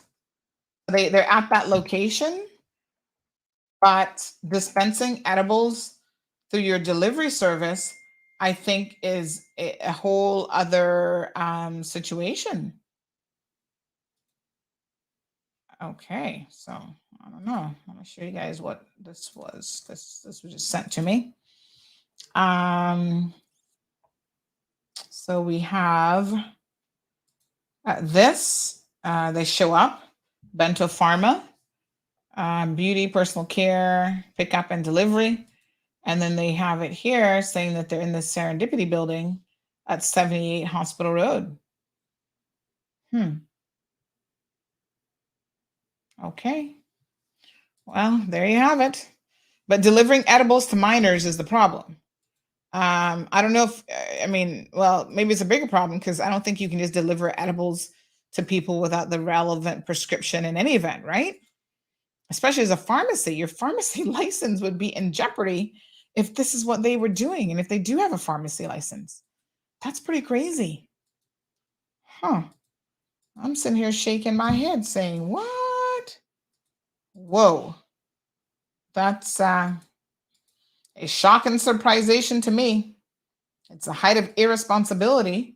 Not So Hot says, I don't know. I think it should be legalized with some regulations, but to be very, very careful, Not So Hot, is we've just seen that children in particular are most at risk of a lot of things, not just, I'm not surprised to see this mental health connection, but there are other things to do with the developing brain that you would never want children to have easy access to any substance, especially marijuana. And we're at this stage now where everyone, a lot of people in the community seem to think there's absolutely nothing wrong with marijuana.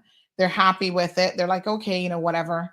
Not a big deal. Everybody can smoke it, give it to the dog, give it to your cats, give it to the nanny, the babies. Everybody can just take a hit of marijuana. Oh, it's a natural substance. Not so much so. And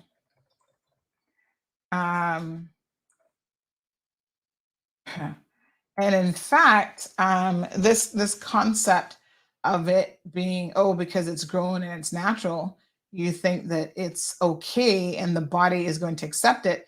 Sometimes the body rejects it very, very quickly. And that's an indication that no, it's not a natural substance just like that.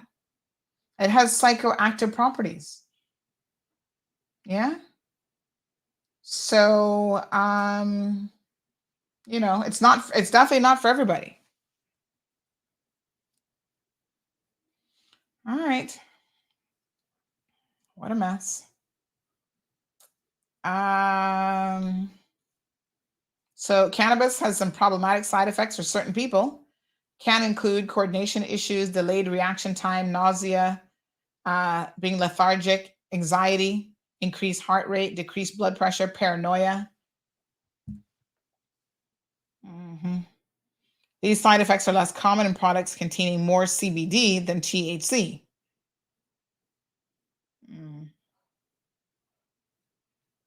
So again, research from 2014 highlights the potential impact of cannabis and brain development when used during adolescence. According to this research, people who start using cannabis in their teens tend to have more memory and learning problems than those who don't use cannabis in their teens. They're still not sure if these effects are permanent. People who start using cannabis in their teens may also have a higher risk of mental health issues later on in life, including schizophrenia.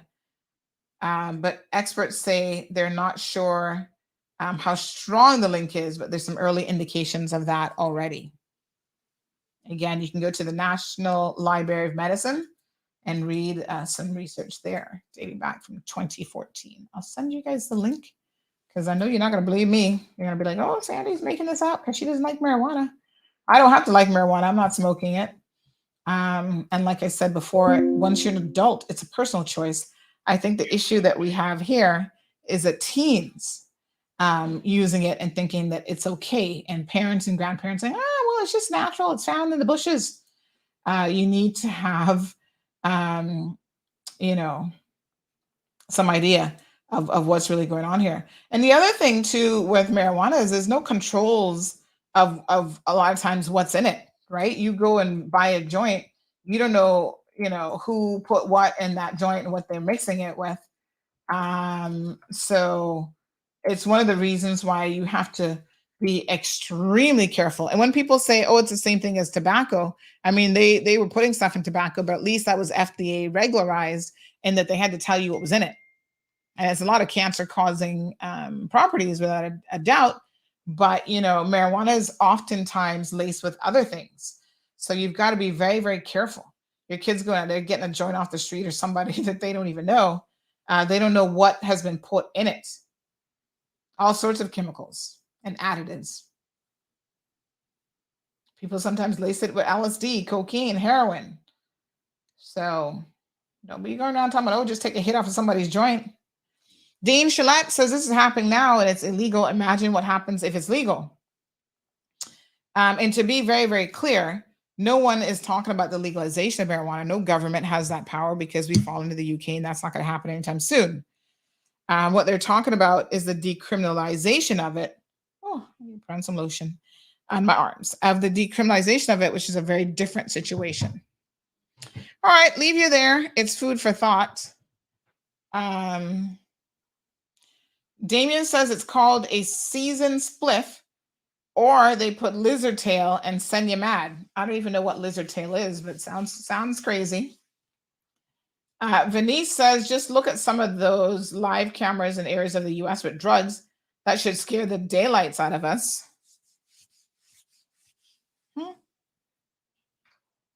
Hot mess. Not So Hot says, I agree. Kids should be warned about it, and it should be regulations on how old you can be to buy it. But it's so widely available around the world and becoming more legal around the world. Is that a good thing? I guess time will tell. I don't jump on bandwagons just because everybody's doing it. My aunt always used to say to me, honey child, if everybody jumping off the cliff, are you going to go do it too? I was like, no. So there's your answer. Just because everybody's doing something don't mean that it makes sense for you or that it's even the right thing to be doing. All right, let me see what else we had on the agenda today. Moving through quite a few topics. Oh, blue spot violators. Let me just briefly touch on this. We talk about them all the time. If you send us a photo of a blue spot violator, we will post it on social media. But I want y'all to be careful. You need to do a couple things for me. Take a photo of the front of the vehicle so we can see if there's any licensing tag to indicate that they are a blue tag because it's in the front. If they actually have a blue tag, sticker, license, decal, it should be displayed. Having it is not enough. You're supposed to display it. So take a picture of the front so we can see that it's not displayed. And make sure that your photo includes the license plate number. The other thing I need to do you to do for me, send me the location, the time that it was taken, and the clear picture. Because what we will then do is we will send it to the RCIPS and they will ticket them. They surely will. So Soka has a point here. Soka says, not because it grows naturally. Lots of plants are poisonous, such as oleander. But people always say that to me, and I'm always shocked when they say that. I'm like, that even cocaine has a natural, I mean, they add stuff to it, but that's grown too in Mother Nature. The cocoa plant is something that's grown. So I don't know.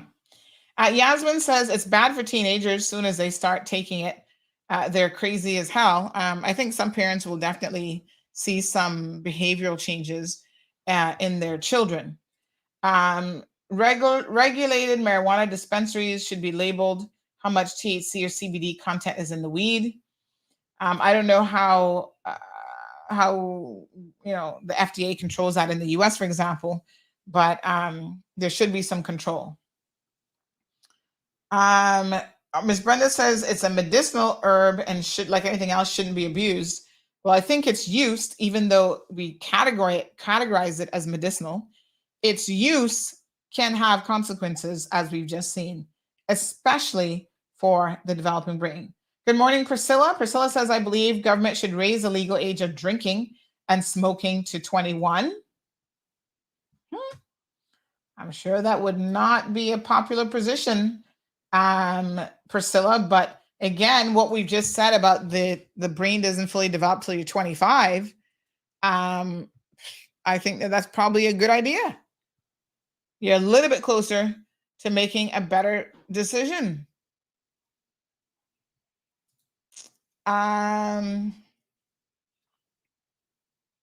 So Everton says, I'm drug-free and I'm alcohol-free, but if you abuse a substance, what do you expect the result to be? But to be clear, this is why I want y'all to go and read this, this research out of the Journal of, hold on, let me get you the Journal of American Medicine.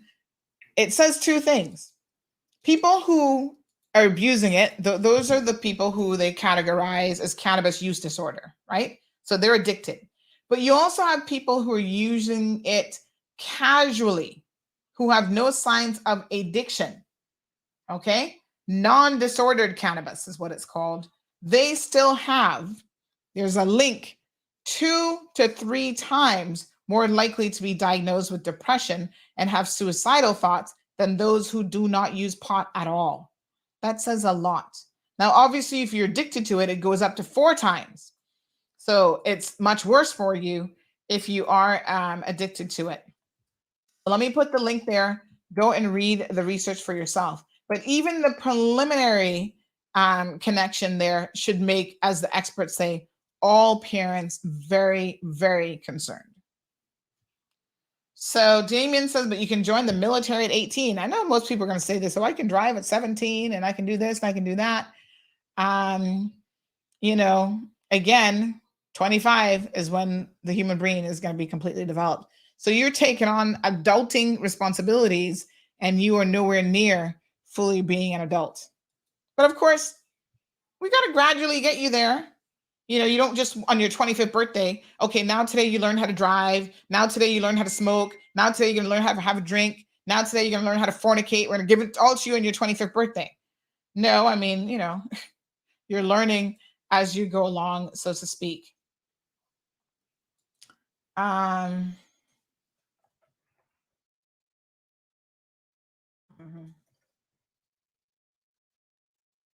right. Oh, somebody's already looking for the radios. I think Miss Stacy has to go take them today. She's not, yeah, she's not there yet. Somebody said, hi, Miss Sandy, no radio at DMS for me. So the ones that came in yesterday, they've not yet been delivered, but they'll be delivered a little bit later on this morning. Miss Stacy actually has other stuff to do, believe it or not. The THC content of locally distributed cannabis is known to the CMO, pharmacy, doctor, and patient. Oh yes, I was, did I tell you guys, you know about my foot issues? So there's this drug, this foot cream that was recommended in Miami by this doctor. She's a foot specialist, podiatrist. It was like $2,000 to get there in the States. In Cayman, they don't have this drug available at all. So apparently they could make it. Doctors Hospital is the only facility on island that has a compound lab where they can mix creams and stuff like this. So I went to my pain management specialist here. She said, okay, well, she looked up what's in this drug. And she said, you know, we can have them mix it for you. So they mixed it. And she was going to add a little bit of CBD oil in it to see if that would help. Child, that was a complete waste of money. I tried it. Thankfully, not my money. Insurance money, which eventually we all pay for, if you know what I mean.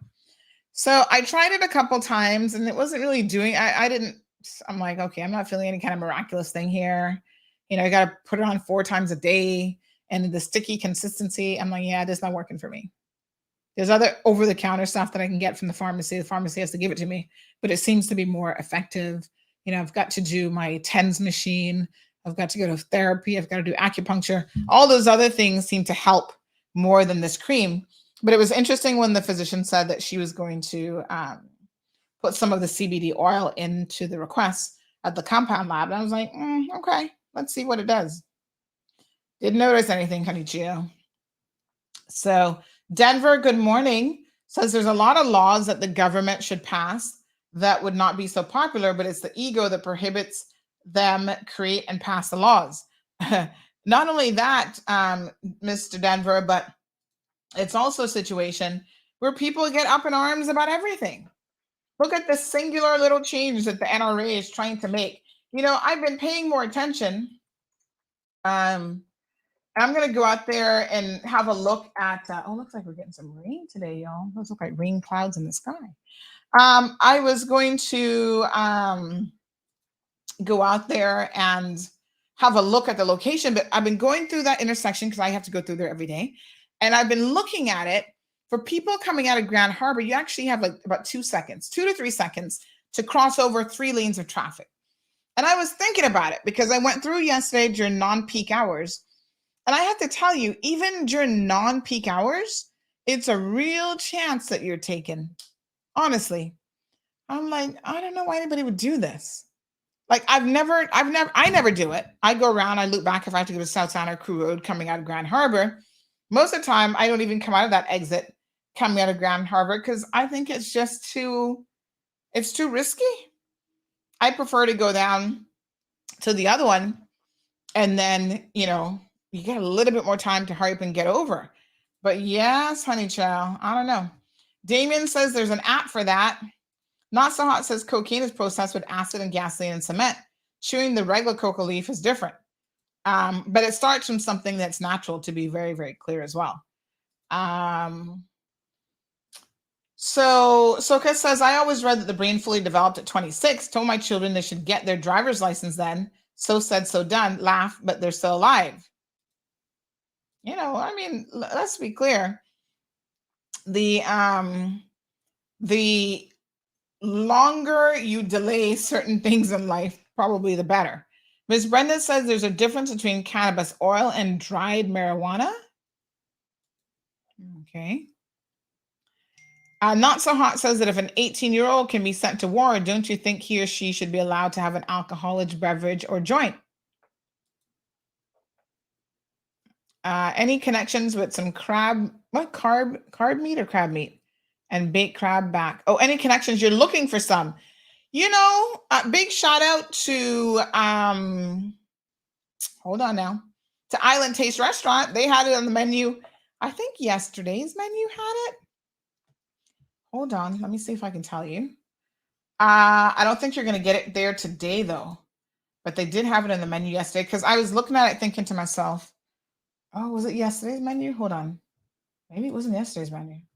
Maybe the day before. Baked crab is on Wednesdays. So they have baked crab on Wednesdays. And I think next week, Wednesday, I'm going to have myself some baked crab. Oh, then they got the beef lasagna the same day. Yummy. I don't know. I've been feeling, I'm glad you said that, Damon, because lately I've been feeling for some baked crab myself. Everton says that makes it happen with orange. Come on, people. What? That makes it happen with orange. Come on, people. Orange. What are you talking about? Millie's Kitchen has it today. I don't even know who Millie's Kitchen is or where they're at. Lavana has fried crab, she said. Not So Hot says, I'm sorry, Miss Sandy, but I can't agree with everything you're saying. And you know what the beauty of it is? You don't have to. That's the beauty of it. You don't have to agree with everything I said. That's all right. Ever tried iguana patties? No, I've only had iguana soup like once. It was all right, but I'm not running out there trying to be eating any part of the iguana. I don't really know how you guys like clean these things and how you really prepare them. Some are a little bit sketchy. I know with crab that, Caymanians know how to clean out their crab, although I don't know if all y'all doing it. So that's why I don't eat some certain people. But yeah, I don't know. I've seen iguanas. I'm just like, they look like they're scavengers too. So I don't know.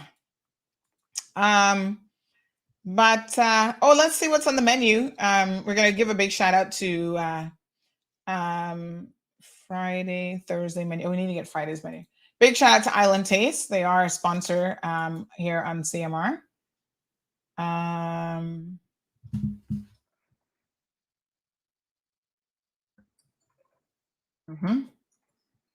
So today's menu is, hold on a second now. Let me tell you what's on the menu today.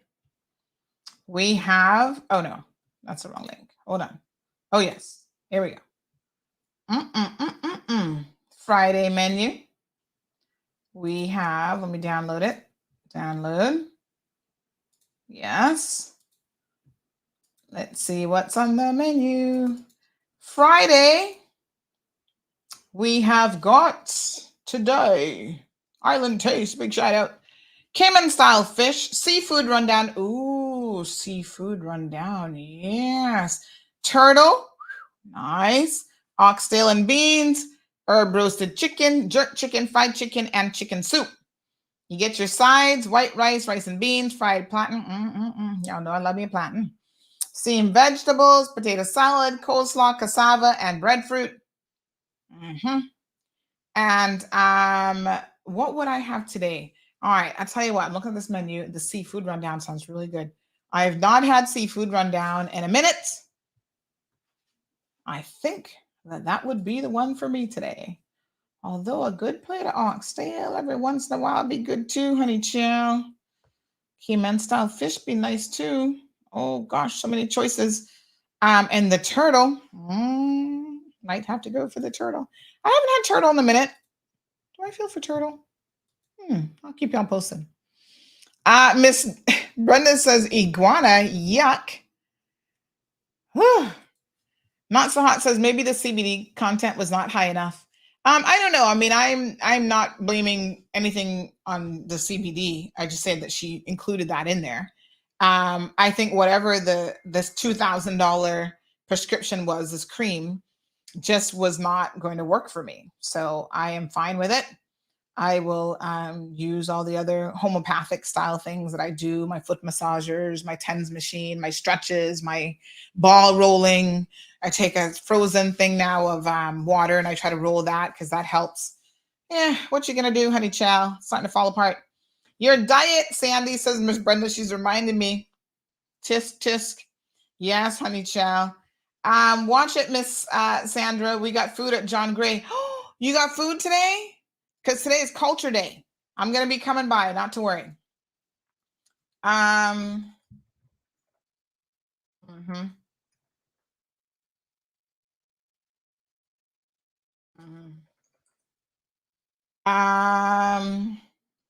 right. Very good.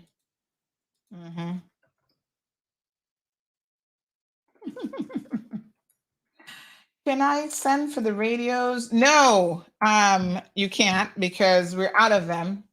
So we'll get you more. More coming. Okay. All right, beautiful folks. We're going to start to wrap up here. Let me just see what else we had. Oh, Disney World. This is just a side. This is very, very interesting. So Disney has pulled a project because of, what's his name? Ron DeSantis or whatever his name is there in Florida, giving them a hard time. They have pulled $1 billion project. Some 2,000 jobs half of those were coming from California.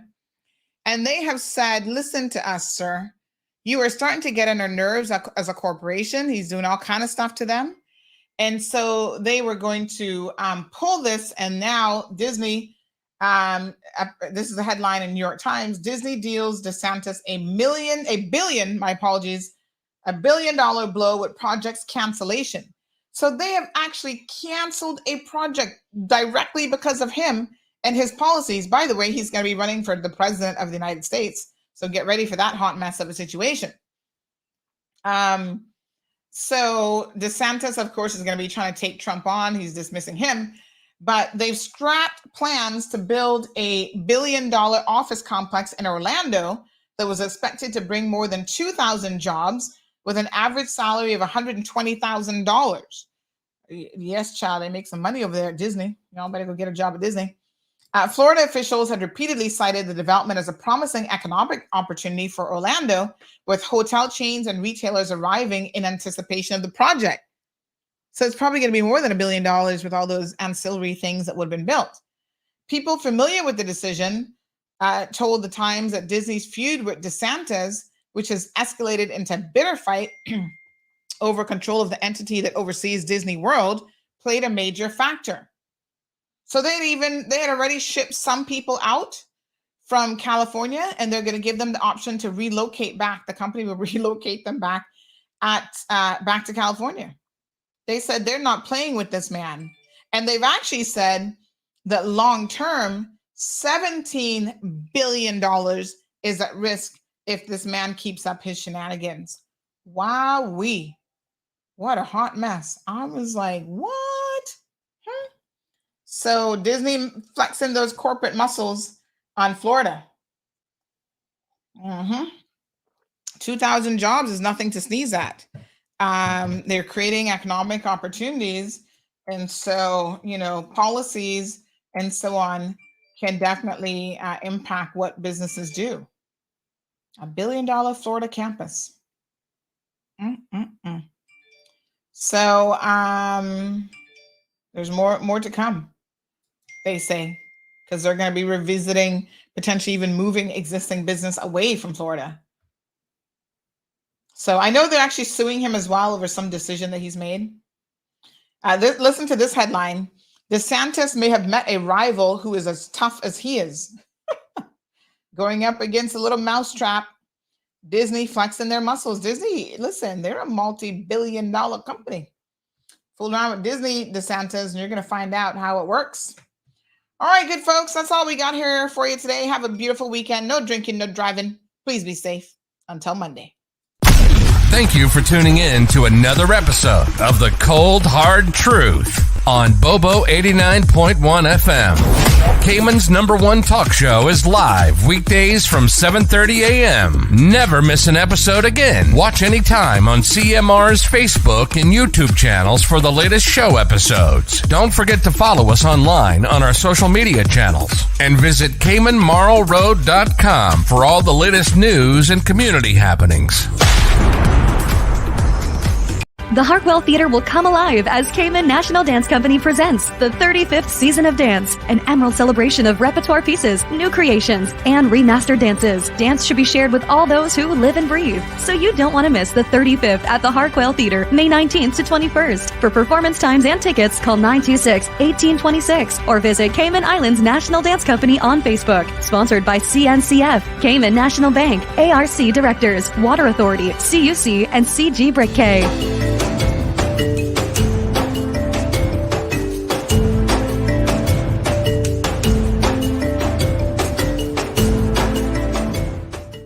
Now, y'all love Popeyes for my fried chicken, but the real ones also love my salty, flaky, covered in butter biscuits. Well, biscuit fans, have I got a treat for you. Introducing new, irresistible strawberry biscuits at Popeyes. The perfect balance of salty and sweet thanks to decadent strawberry bits baked right in and mouth-watering creamy icing on top. The perfect dessert for just $2.29 or grab 6 pieces for $12.59. Strawberry biscuits forever. Not forever, I'm afraid, honey. Limited time only and only at Popeyes Louisiana Kitchen on Eastern Avenue. The Department of Environmental Health has announced that the November bulk waste collection schedule has been replaced by one in the month of May, starting with West Bay, May the 1st through the 6th.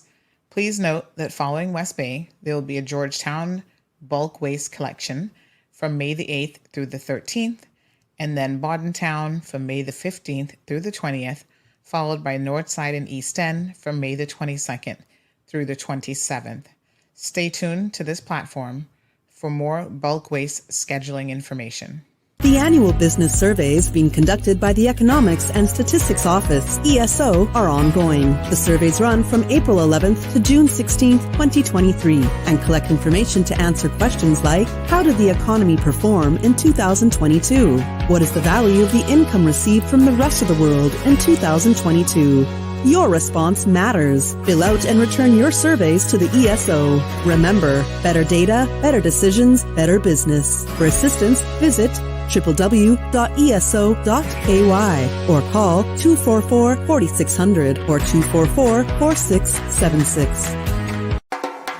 Ocean Ridge Heights offers an amazing opportunity to own a piece of land in idyllic Cayman Brac, right on the bluff, starting from $80,000. Located in a quiet residential area with high elevation, these lots are ideal for a future home or investment property and are sure to go fast. Cayman Brac offers a laid-back lifestyle, amazing pristine diving, limestone caves, diverse flora, along with amazing wildlife. Inquire about the owner financing options so that you can secure your piece of paradise today. With only a few lots remaining, these are sure to go before you know it. Contact Crichton Properties today on 345-949-5250 or info@crichtonproperties.com. Honey, you remember to bring your lunch, right? Oh, come on. You know I wouldn't. Seriously? Popeyes? Popeyes.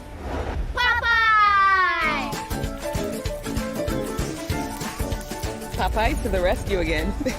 Mommy, I prefer this to your chicken anyway. Oh, no, you didn't. Cayman doesn't just like that chicken. We love that chicken from Popeyes.